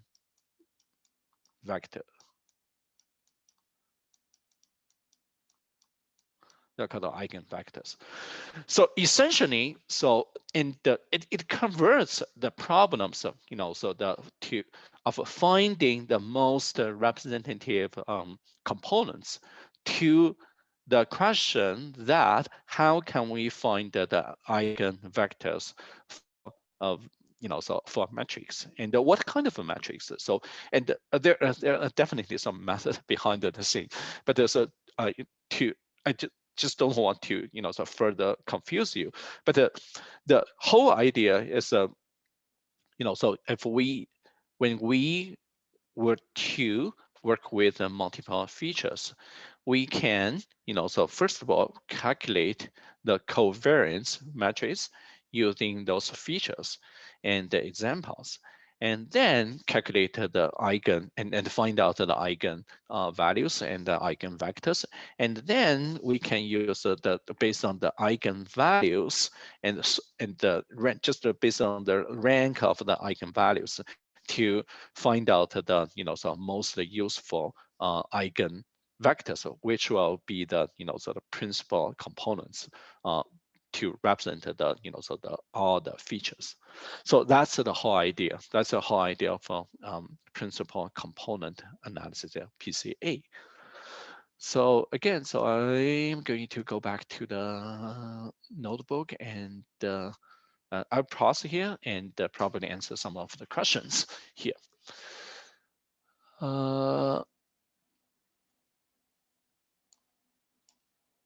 Okay, so first of all, Lisa had a question. Possible to zoom this in? The text is pretty small, even on my fairly large screen. So which specific web page you mentioned? Yeah, if you can let me know which web page you are specifically interested in seeing, so I can definitely zoom in. And the question from Sunil. How do we arrive at the point of a rotation of this plane? And it's quite simple. So, sorry. Trying to, again, so let's draw a line, right? And for every single point, so we end up with, if we make projections to the vector, and if we just add up the length of every single line, and calculate the minimum, and just trying to find the so the minimal summary of the distance of those, the minimal summary of those lines. So and we can find we can find the vector. We can find the vector. That's just one way of doing that. But so more formally. So we would just, so use this formula. First of all, calculate the covariance of the so the features and the examples, and then calculate the eigenvector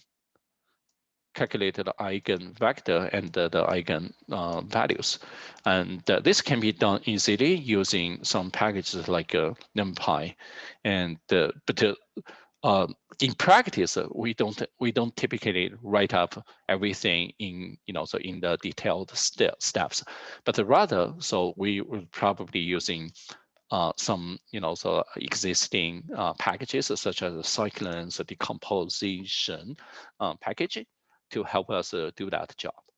So we don't have to do it from scratch. Just a second, let me find out the chat. Oh, where's my chat?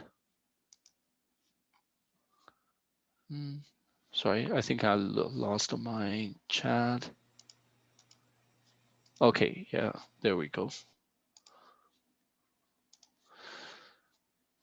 Can you, another question was from Winsor. Chris, can you tie the eigenvectors back to the house pricing model? Okay, so if let's take a look at this one. Let me write up something.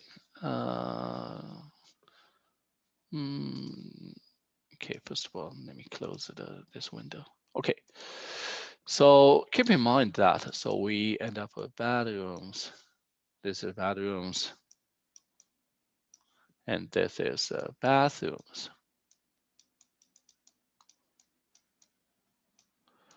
We talked about a feature selection, which is, so among that many features. So how can we find the most important one? And we agreed that a bedroom seems to be the more important one feature as compared to bathrooms.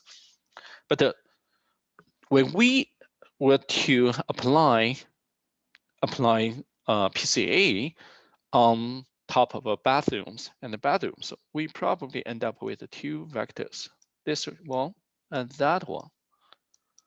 We can use both, or you can use just one of them. So let's say we just use we decide to just use so one principal component, and then we decide to use this one, and this is a straight line, right? And then we just so convert it into another base, right? So we sort of rotate it, and every single line, right? So for every single line, so for instance, so we have one line with a value of 3 bedrooms and 2 bathrooms.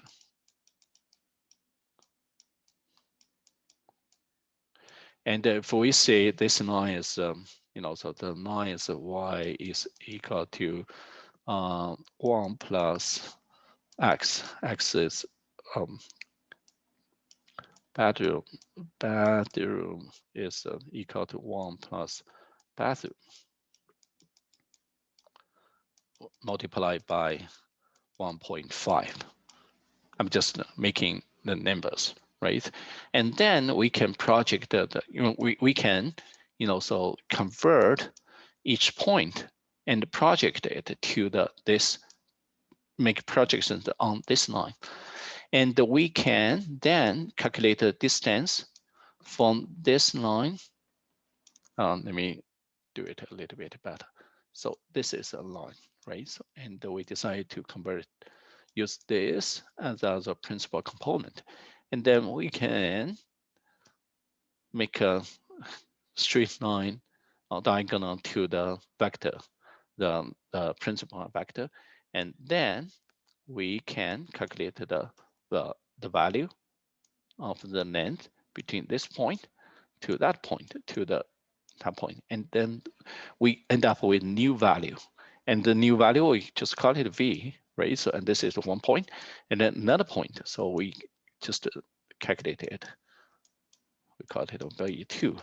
And instead of using two features, we can now we are left with one value or one feature, which is represented as the so the value of the distance from the projection of every single point to the y-axis.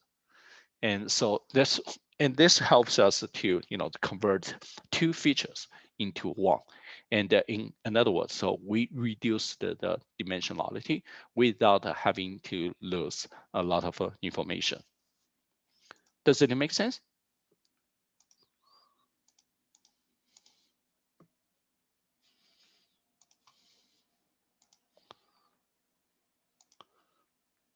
Okay, I'll go back to the this question, your screen share. So I think it's the probably because of the resolution. Let me, okay, does that look better?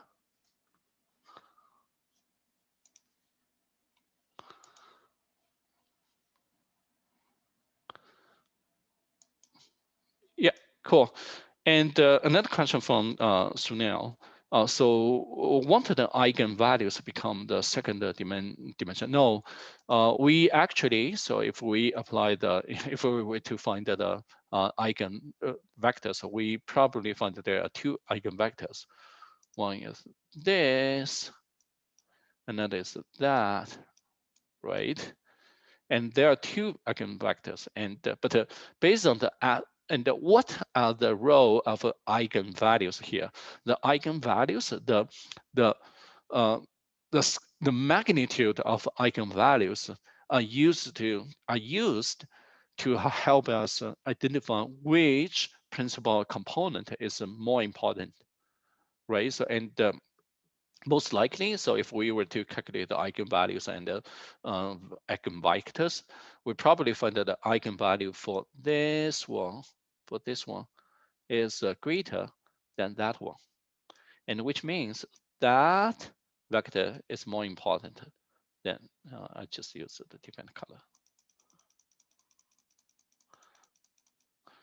And yeah. So if we were to calculate the eigenvalues, we probably end up with finding, so the eigenvalue for the blue vector is larger than the eigenvalue of the, so the red vector, and we'll probably, and therefore we'll see, okay, the blue principal component is more important than, than the red ones, because so it takes account of the most of the variance of the two variables we are talking about. So yeah, does that answer your question?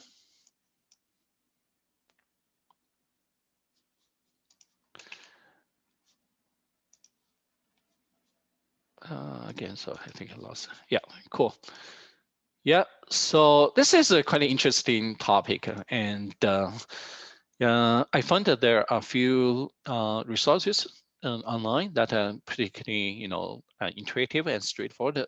This is being the one, and then another one is video clip created by author called Three Blue, One Brown. That so author is fantastic. They have he had lots of great videos online. So I would encourage you to check it out for some for more food for thought. And I'll be sending the link again to everyone. So you can, yeah, I love it. Yeah, so I love Three Blue, One Brown too. Okay, so go back to our topic. Rest are pretty much very simple. So so in order to let's just use let me just use an example to demonstrate so how PCA helps the modeling as well as the visualization. First of all, we'll take a look at how PCA helps reduce the dimensionalities and therefore so reduce the multi-collinearities and therefore help the model to get a better performance. So for this one, for this case, we'll be using a very widely used data set called Irish. Basically, it comes with four features. So let me run it. Okay. And oops, I think I probably need to start from the beginning.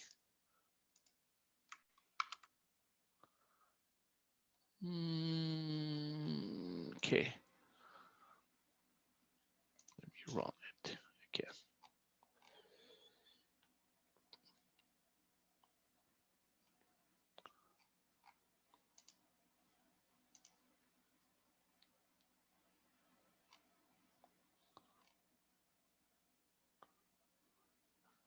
Maybe I have run it several times, so.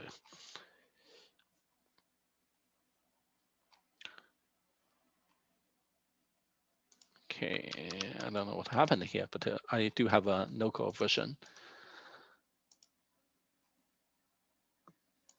Okay, I have a tuple in my code. I think this. Okay, I have a no-code version. Yeah, thanks for reminding me. But let's take a look at the no-code version.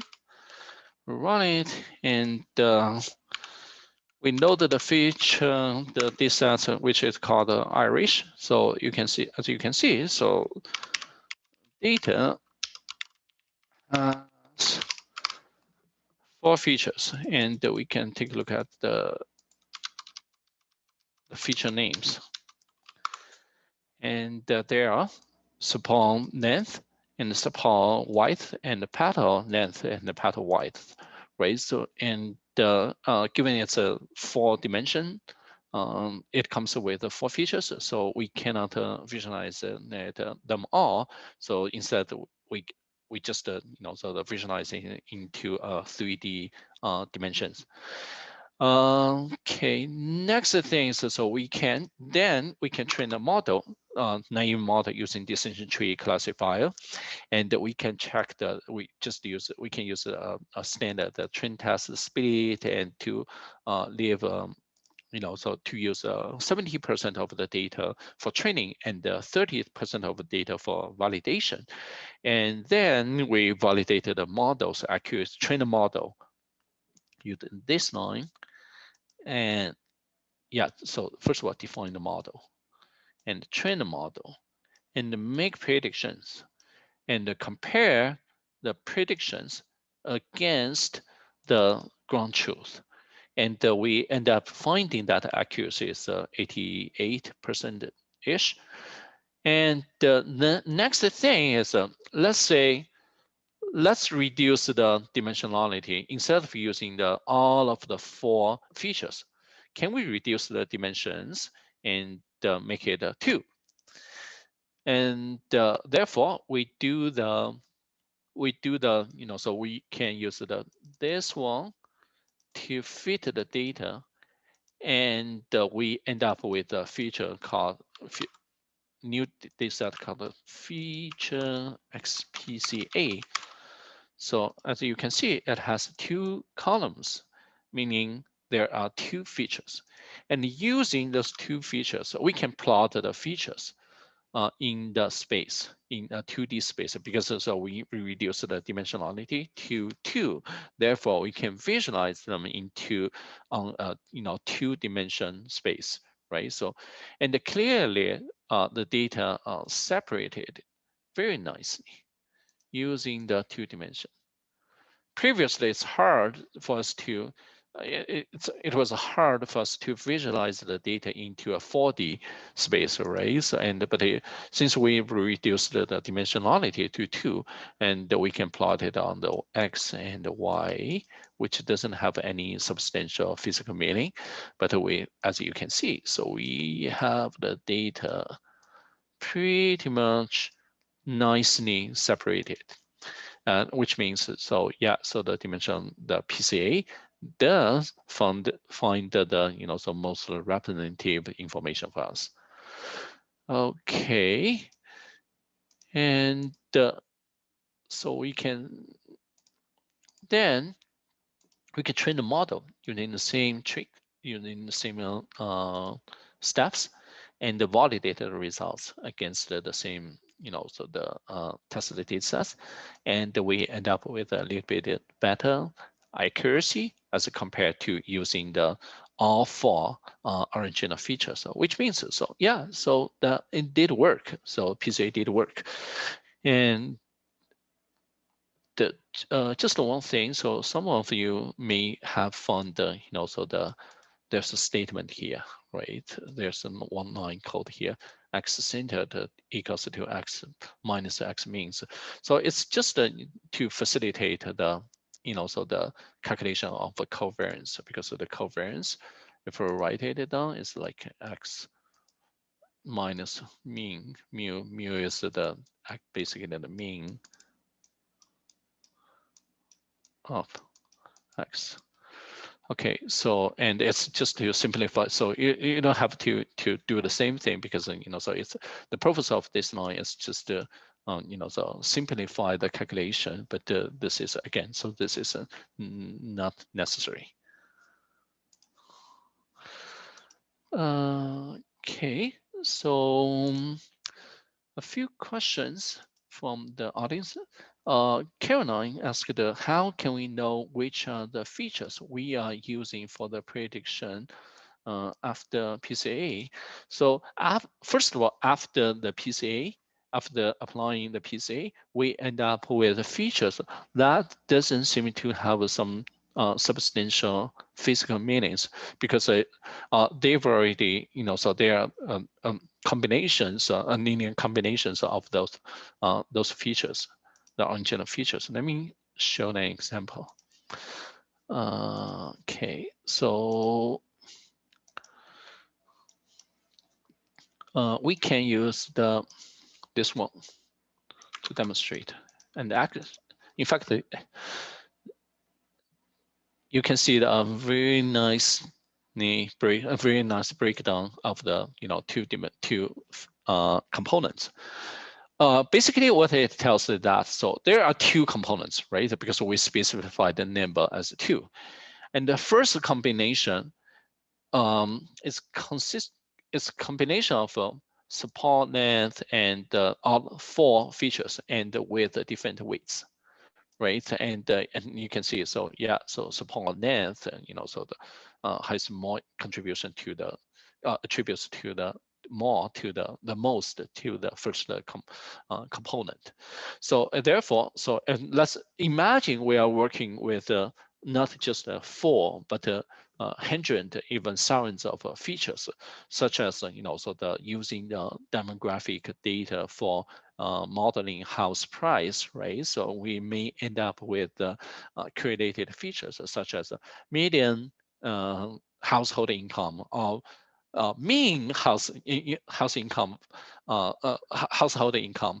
These two are pretty much correlated, right? So and not to mention some other features like individual average individual income, or so the incomes of people whose age is about 40 and things like that, right? So these features, so the features for related to housing income or and generic income, they're pretty much so are correlated, right? So, and if we create so we create some so the if we were to use PCA to reduce the dimensionality, we probably end up with some principal components that are specifically one of the principal one of the components is related to generic income, and another one is related to the location, and another one is related to age, and so on and so forth, right? So, and you can probably you using this one, this property again, so the PCA components, so you can we can have a so the interpretation, so we can get to the interpretation of attribution from the original features to that specific component. So this question.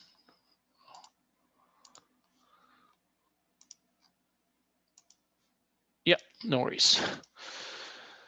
Okay, so next one is so we can use I'm be using the another famous data set, which is called MNIST. So if you have taken any machine learning courses online or anywhere else, so you probably have been familiar with this data set. Basically, so every example of the data set is 28 by 28 image, and standing for numbers from 0 to 9.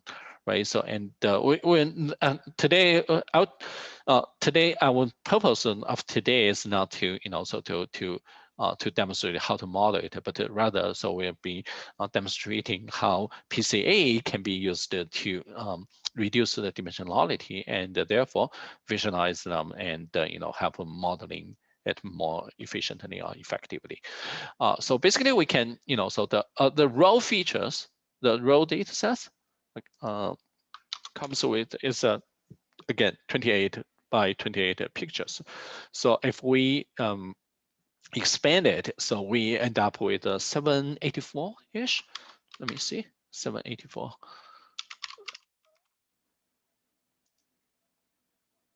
What is that? So X. Okay, so it just is it just comes with 4 features. I don't know why this is 4 features. Maybe it's just a small setup for the actual this set. But anyway, so if we were to apply the PCA again and to reduce the dimensions into two, and therefore we can visualize the all the examples in 2D dimensions. And so, and if you take a look at this diagram, right? So you're probably okay. There are some groups of points here, and we can reference to the color. Okay, there are zeros, and the zeros are very nicely, so grouped together. And the ones grouped together. And what is that? This is 6, right? And that one is 3, right? So clearly, so after the dimensionality reduction, so we can easily visualize the entire data set in a 2D space. Okay, but there's a better version of in terms of visualization. So another dimensionality reduction algorithm, which is called TSNE. TSNE is another dimensionality reduction algorithm, and it has a little bit better effect in terms of visualizing them. So, and the usage is quite similar, right? So, and we just define the TSNE model and train it and fit it, and we end up with, again, so 2 new features, and using the 2 new features to visualize it. So, and you can see, so the data are even more separated, right? There are some differences between PCA and the TSNE, but that's another focus of today's topic. So what I want to mention is that, so if you want to have a better visualization, particularly on a 2D or 3D dimension, as instead of so the hoping to reduce the multicollinearity, TSNE might be a better choice because so typically it comes with a better visualization effect. what is the why are there some clusters that are from far away? That's a very good question. So I guess just let me erase the. I suppose you are mentioning some outliers here, right? Like this one and that one. So first of all, like let's take a look at the which groups it belongs to. So this is for ones, and we can have some guesses on that. So and what is the closest one, and which is blue and the 2. Okay, so my hypothesis is that so for those ones images that are far away from most of the ones and more closer to 2s. So it could end up with something like that, right? It's still one, um, 2. It's hard to say, right? So, and things could be even a little bit tricky if it has some, so something like that.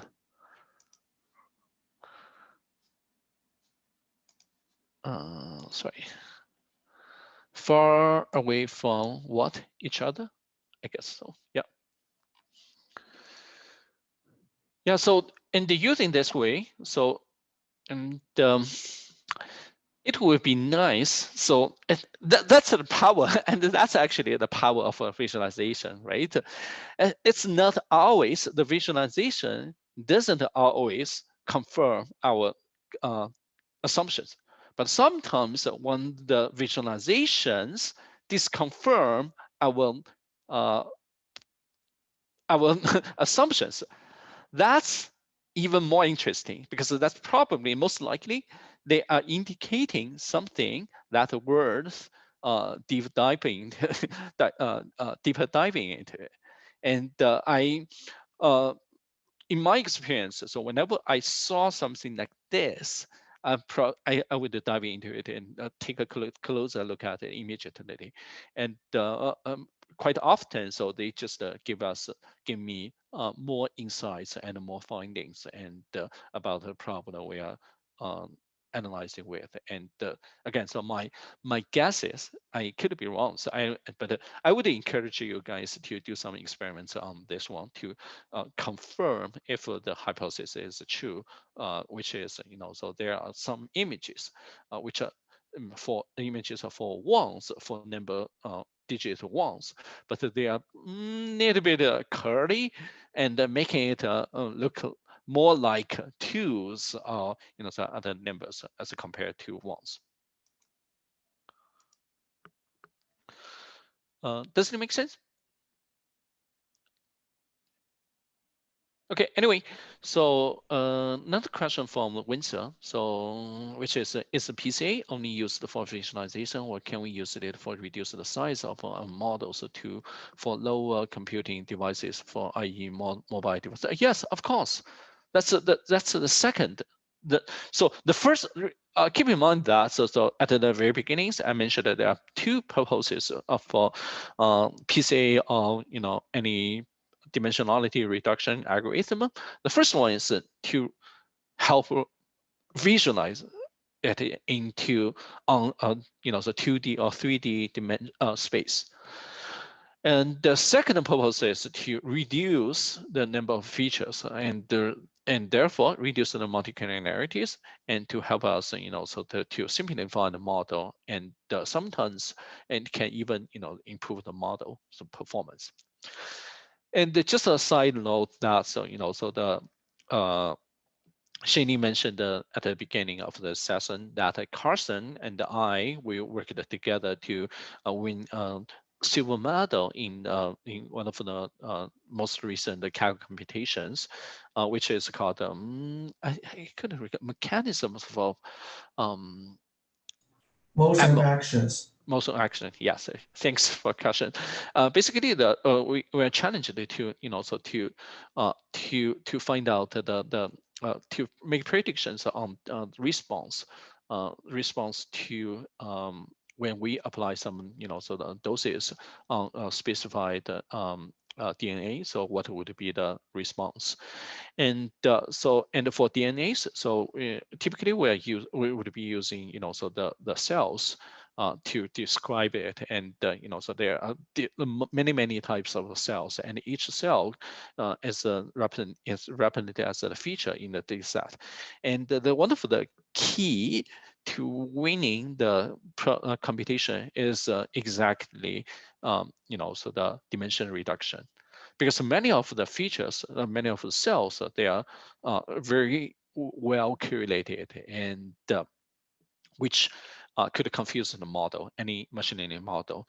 And using dimension PCA and other dimensionality reduction algorithms actually helped us a lot, to improve the model's performance. So yeah, anyway, just a side note about that. So the last interesting topic for PCA is say we find we reduce we are working on the this set which has 1,000 features, and we applied PCA to reduce the dimensionality from 1,000 to 50 or 100. Let's say 100. But out of the 100, so how many of the principal components can be used, so to take account of the, so the entire data set, to represent the entire data set. There's the typically we'll be using the, so the a matrix called the explained variance ratio. Basically, it tells how much of the variance of the from the original features can be explained by the accumulated number of accumulated principles, principal components. And we can typically we would use the 90% as the, so the cutoff. But you're free to you're free to use so to use any of the cutoff like 95 or 85 to decide which how many components are needed for your model. So here's the very quick few lines of codes to help you do that trick. So yeah, so again, so I probably pause here a little bit while and to see if there's any questions for PCA dimensionality reduction. And then we'll be moving to the next topic, which is clustering.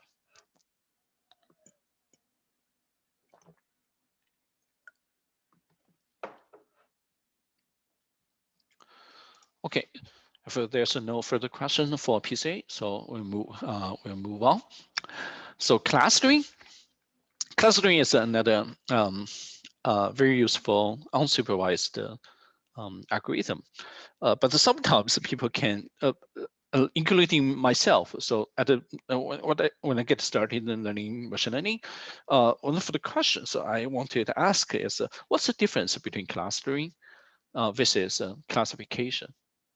Because they look quite similar, right? So they're both of them are trying to, so the create some, groups and put and assign each point to a group.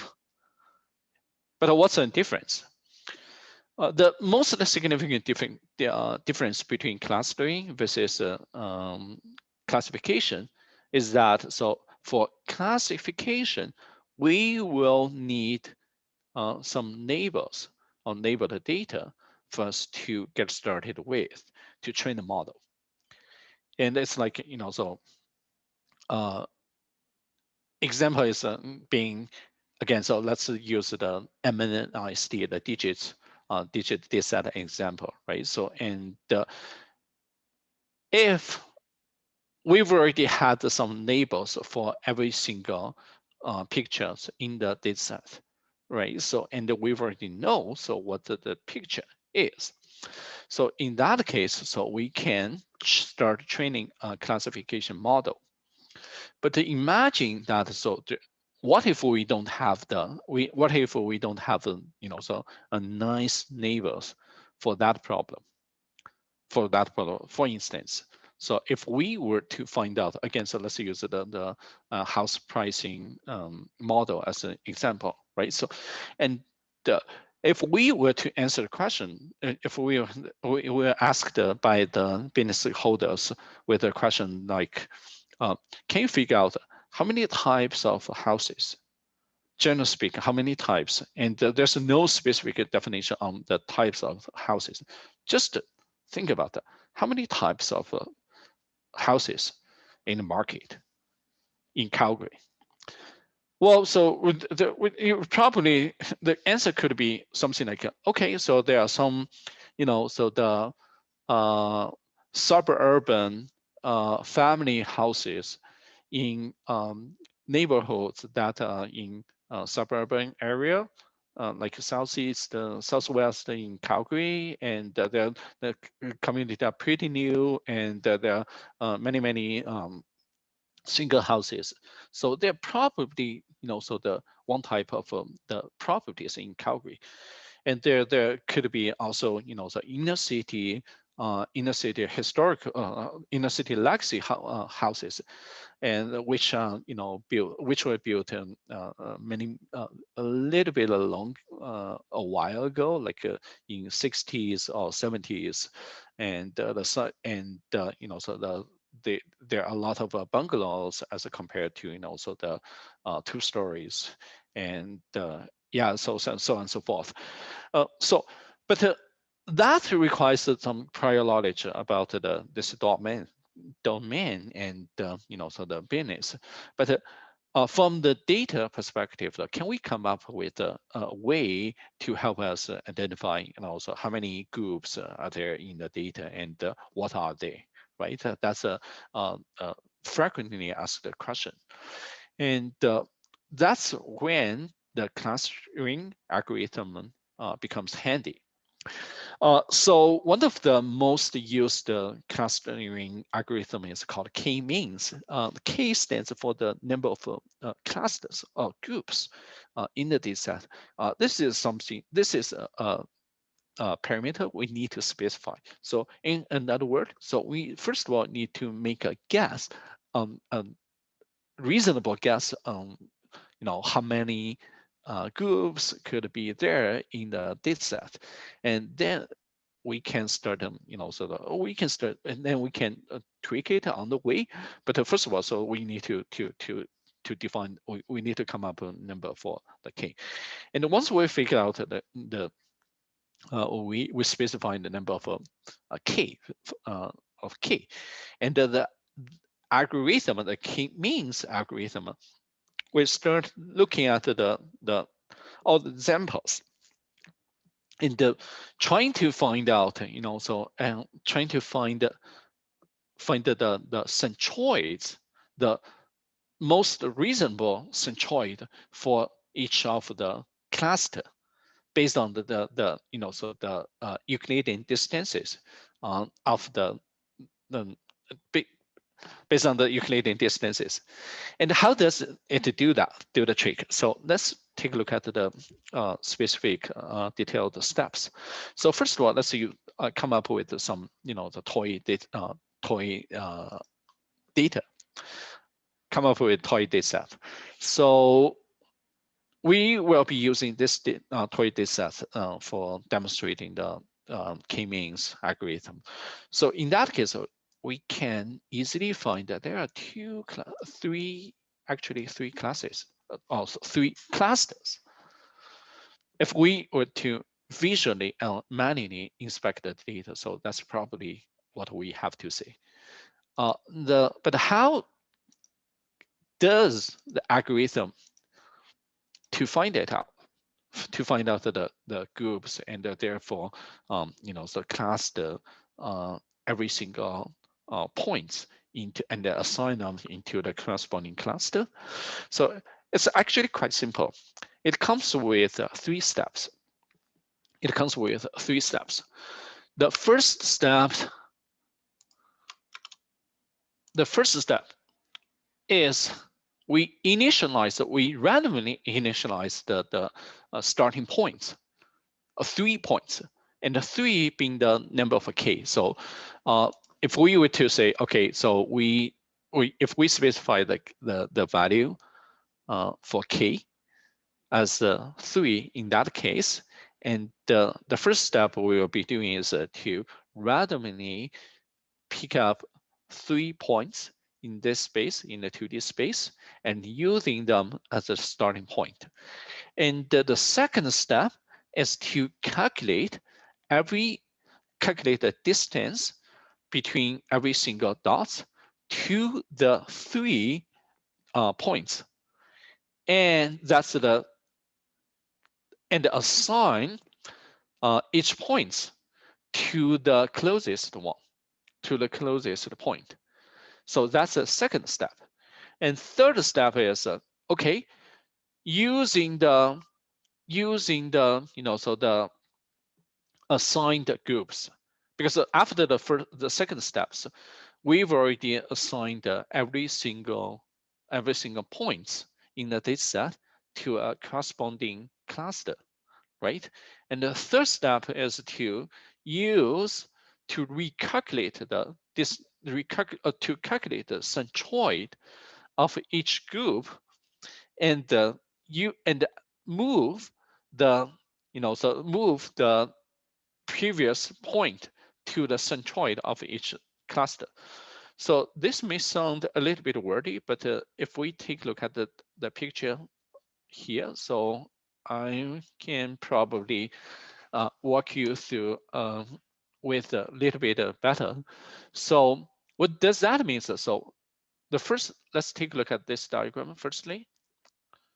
So we randomly initialize 3 points, which are represented as the red dots, right? So, and for each dot, so we've already had 3 randomly initialized dots, and then we calculated the distance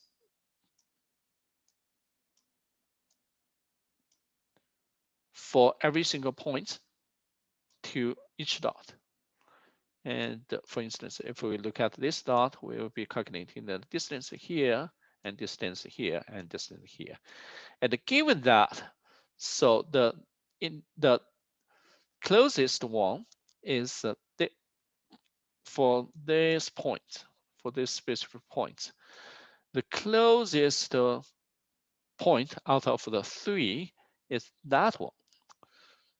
And therefore, so we assign this point along with that point, that initialized point. And we repeated the process for every single point. So we assigned all the blue dots associated. Let me erase it.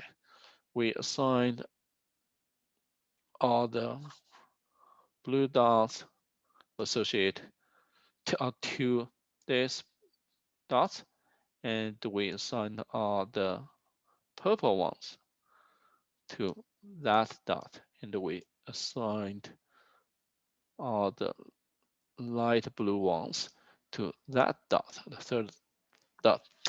third point.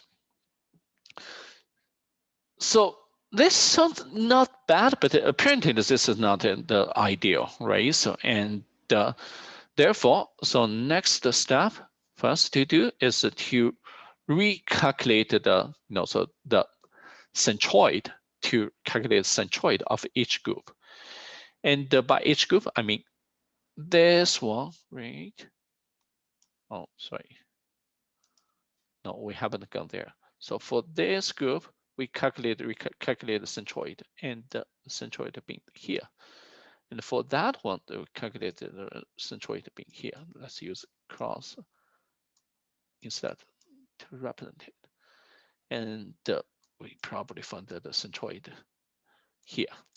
Then we updated the 3 points location and move them to the corresponding group's centroid. And therefore we move it here and moved it to here. And we moved it. And we move it.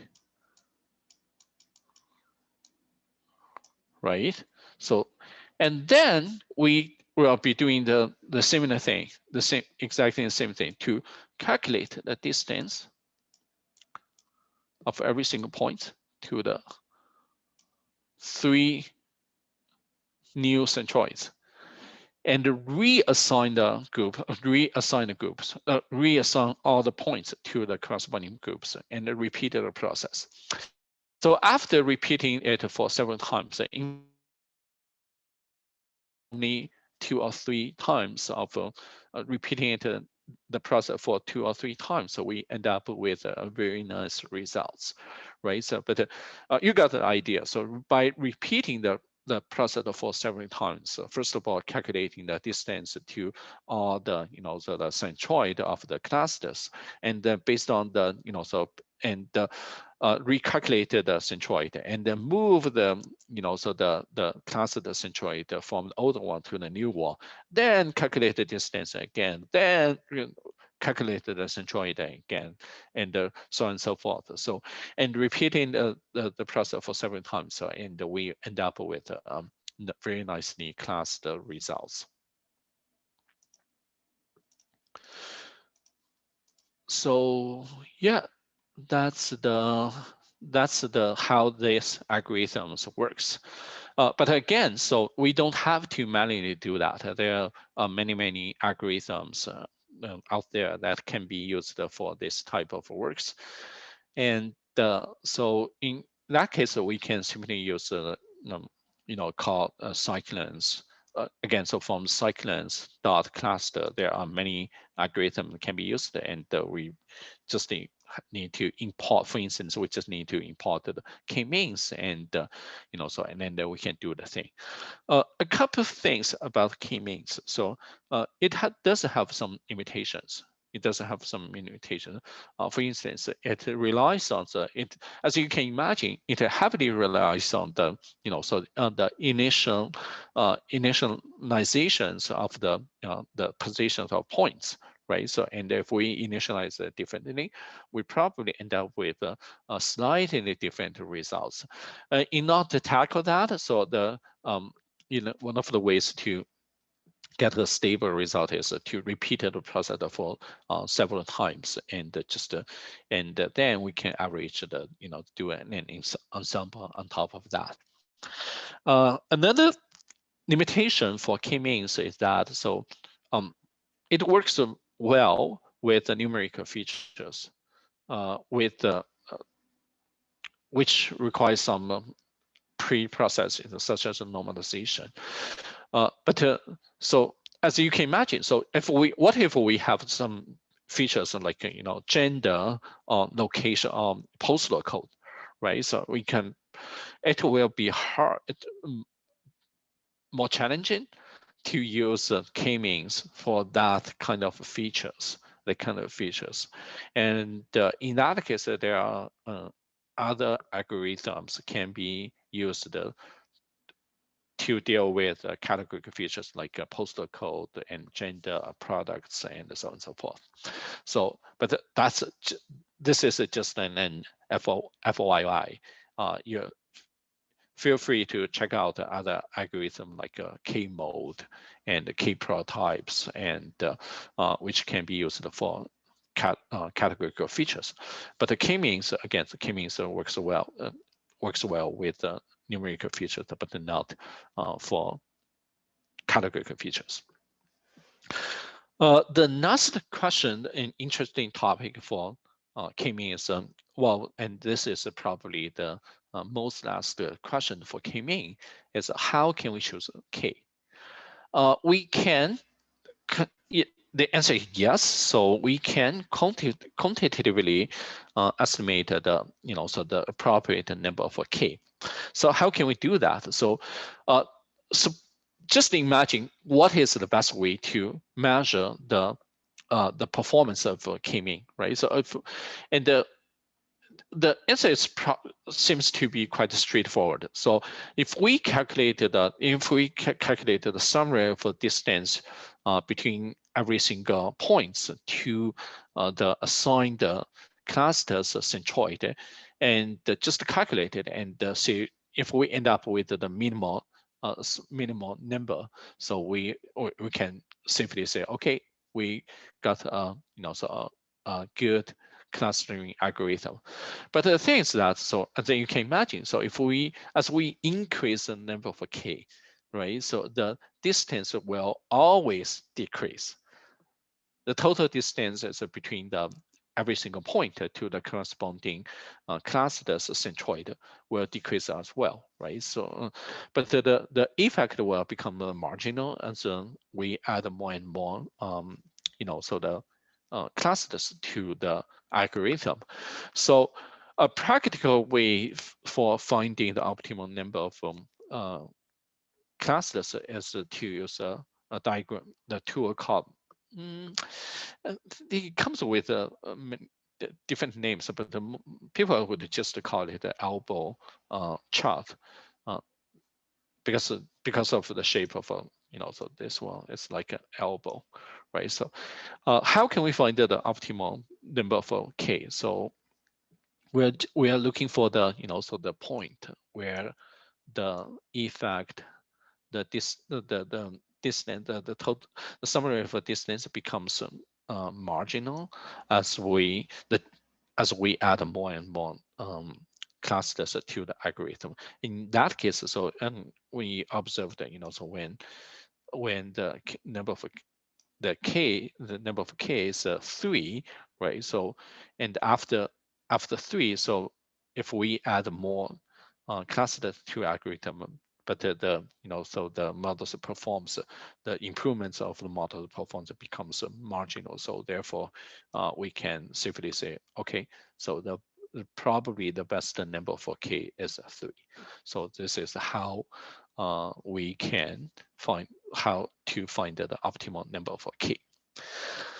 Okay, all right. So I think that's pretty much what we have of today.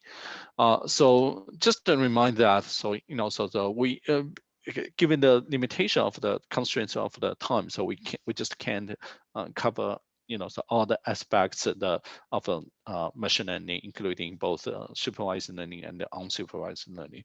But hopefully, so we delivered some so we helped you guys to get some sense of the algorithm, the iterations and the algorithm, and so how practically we can use the so those algorithms for some problems. So yeah, so if there's any questions, I would be happy to address. Is k a hyperparameter in this case? Yes, of course.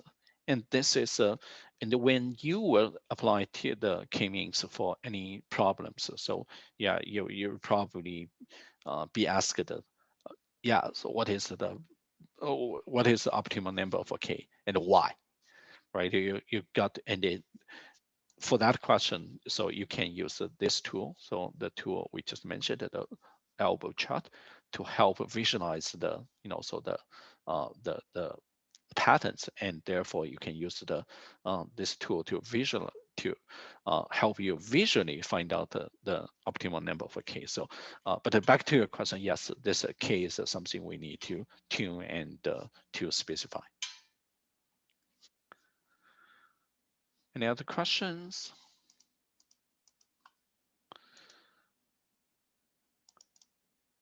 How do you interpret the metrics? Which metrics?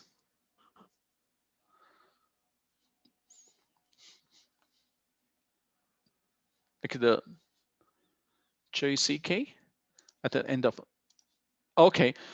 Basically, it's quite simple. So it's just the Euclidean distance between the total Euclidean distance between every single point to the corresponding clusters centroid.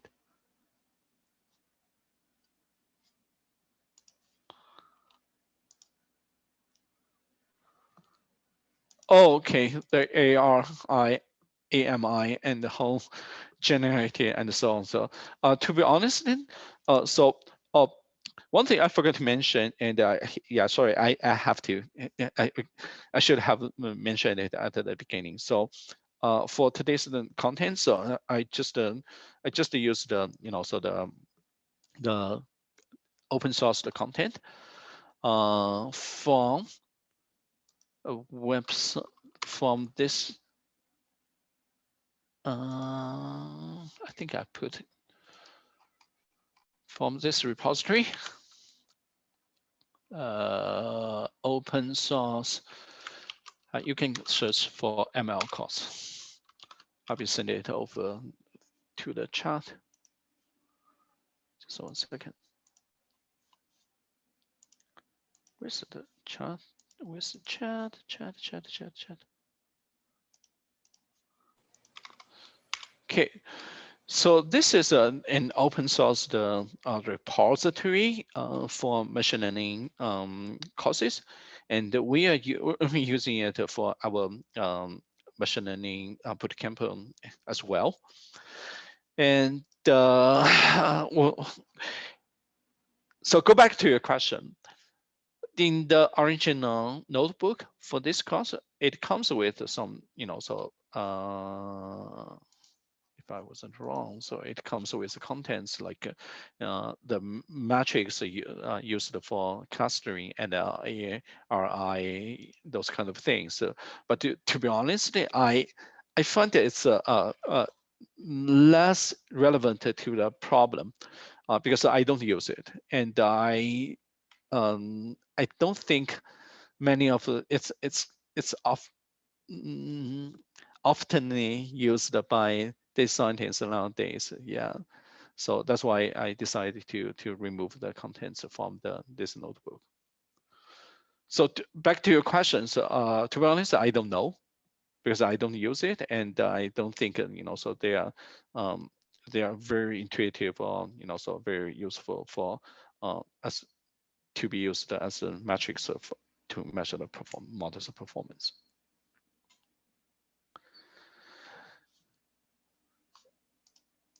Okay. Okay, so if there's no questions, I think I'll just stop there. But feel free to reach out to me and Danielle through the Slack channel, and yeah, so we'd be happy to address your questions if there's any. Thanks. Thank you so much, Chris, and also thank you so much, Daniel. I think that concludes our 4 weeks of the Python bootcamp. Yeah, I think I just want to say thank you to all the course leaders that for your amazing joint efforts in making this bootcamp happen. Thanks to Chris, thanks to Daniel, to Peter, to Kagan, and another Daniel, and thanks to Franklin, and a big thanks to Carson, the course leader, for their amazing work in organizing this Python bootcamp. And I also want to express a big thank you to the course coordinators, Jane, Xiaolei, and Monier. So I think without your effort, we cannot make this bootcamp happen. And lastly, want to big congratulations to all of you sticking with us for the past 4 weeks to finish this Python bootcamp. And we all hope that you've learned something useful, and we wish you to continue to practice you and continue to learn your Python skills and apply that to your work. I don't have much to say, just want to wish everybody have a great holiday and Merry Christmas and Happy New Year. One last thing that I want to say is after that, please fill out our survey to let us know what we can do better for our future bootcamps. And Also, please stay tuned for our upcoming boot camps for next year. And for the questions you have in our snack check for about the participants Excel sheet that Jane sent, please keep in mind that we are all volunteers, and we hope that we do our best to accommodate your need. And if there are some questions you have, please address that politely in our Slack channel, and we will fix it. And I think, Carson, are you still there? Do you want to say something? Sure, yeah. We're close. Great. Yeah, totally. So you all hear me okay? Yep. Perfect. Well, thank you all for coming, and you all should give yourself a big applause for completing the course. Now it's officially closed, completed. I hope you learned something really useful and had some insight of how Python is used in industry. Remember that this is only the first step, but you are not on your own. Feel free to reach out on the Slack channels, our bootcamp Slack channel, the Element Pi one, the Calculate Design Develop one. And I'd also like to give a big shout out to our GDG Cloud Edmonton and all of our course coordinators and instructors. Without them, this bootcamp could not happen. At last, I would encourage you to check out our local meetups. So like the Edmonton Pi and Pi YYC. Feel free to volunteer or give a talk, because I believe the best way to learn is to teaching and by teaching. And you can also share your knowledge and make networking. At last, I will draw one PyCharm license later and send it out. As usual, the course recording will be available in our PyYYC YouTube channel a few days later. So just give us a few days. And if you haven't subscribed, please don't forget to do so. Again, thank you all for coming, and thank all our coordinators and instructors for the great effort and time commitment. Wish you all the best and good luck in your career, and happy holidays. Cheers. Super. I think Chris is still sharing your screen. Oh, yeah. Just a reminder. Great. So before we say goodbye, do you guys mind to turn on your camera? I think last time in our week 1 we turned on our camera just to see who our classmates. If you are okay, I think we haven't seen all of you during the past 4 weeks. So I'm just gonna, I have I think when you are going to the view, and if you are changed to gallery view, perfect. So view, gallery view, you will see all the participants, and oh great, I see many of you have opened your camera. That's really nice and great to see you guys, not in person, but closely in person. I want to once again thank you so much. And also one fact is that I noticed for the about 100 participants in our bootcamp, we have people from 7 or 8 different time zones. So I think we have participants probably not only from Canada, which is great. I'm gonna take another screenshot. I remember I took one on week 1 of the course. So I'm gonna just keep the tradition and take another one by in the end of our bootcamp. So I needed to take, we have 4 pages here, so I need to take 2, 3 screenshot, but I will give a notice, and you can bring on your biggest smile when I see what we should see. Christmas. Okay, great. Okay, cool. That's great. So I will count 1, 2, 3, and we all see Christmas, and I'm gonna take the screenshot. Okay, I'm gonna get ready for the screenshot. Okay, 1, 2, 3. Christmas. Okay, great. I'm going to take another one because the first screenshot does not include everyone. I'm going to do one more time. 1, 2, 3. Christmas. Oops. Okay, I took that one too fast. I'm going to take another one. Sorry, guys, to make you smile for really long. That's awesome. I have all the recordings and also the screenshot. And also please feel free to unmute yourself and if you have anything you want to say. And if not, that's fine. We can continue our communications in the Slack channel and really feel proud of all you guys to finish all 4 weeks of the Python bootcamp. And I hope to see some of you next year for our following bootcamps because we are in the process of organizing our next bootcamp. And we GDG called Edmonton with PyYYC and with some other developers community like Calgary Data Science, Academic, Cadassa. We're just gonna continue this as our hobby and passion and hope to see you guys in the future. Yeah, I think that's all I want to see. It's really nice to see all you guys.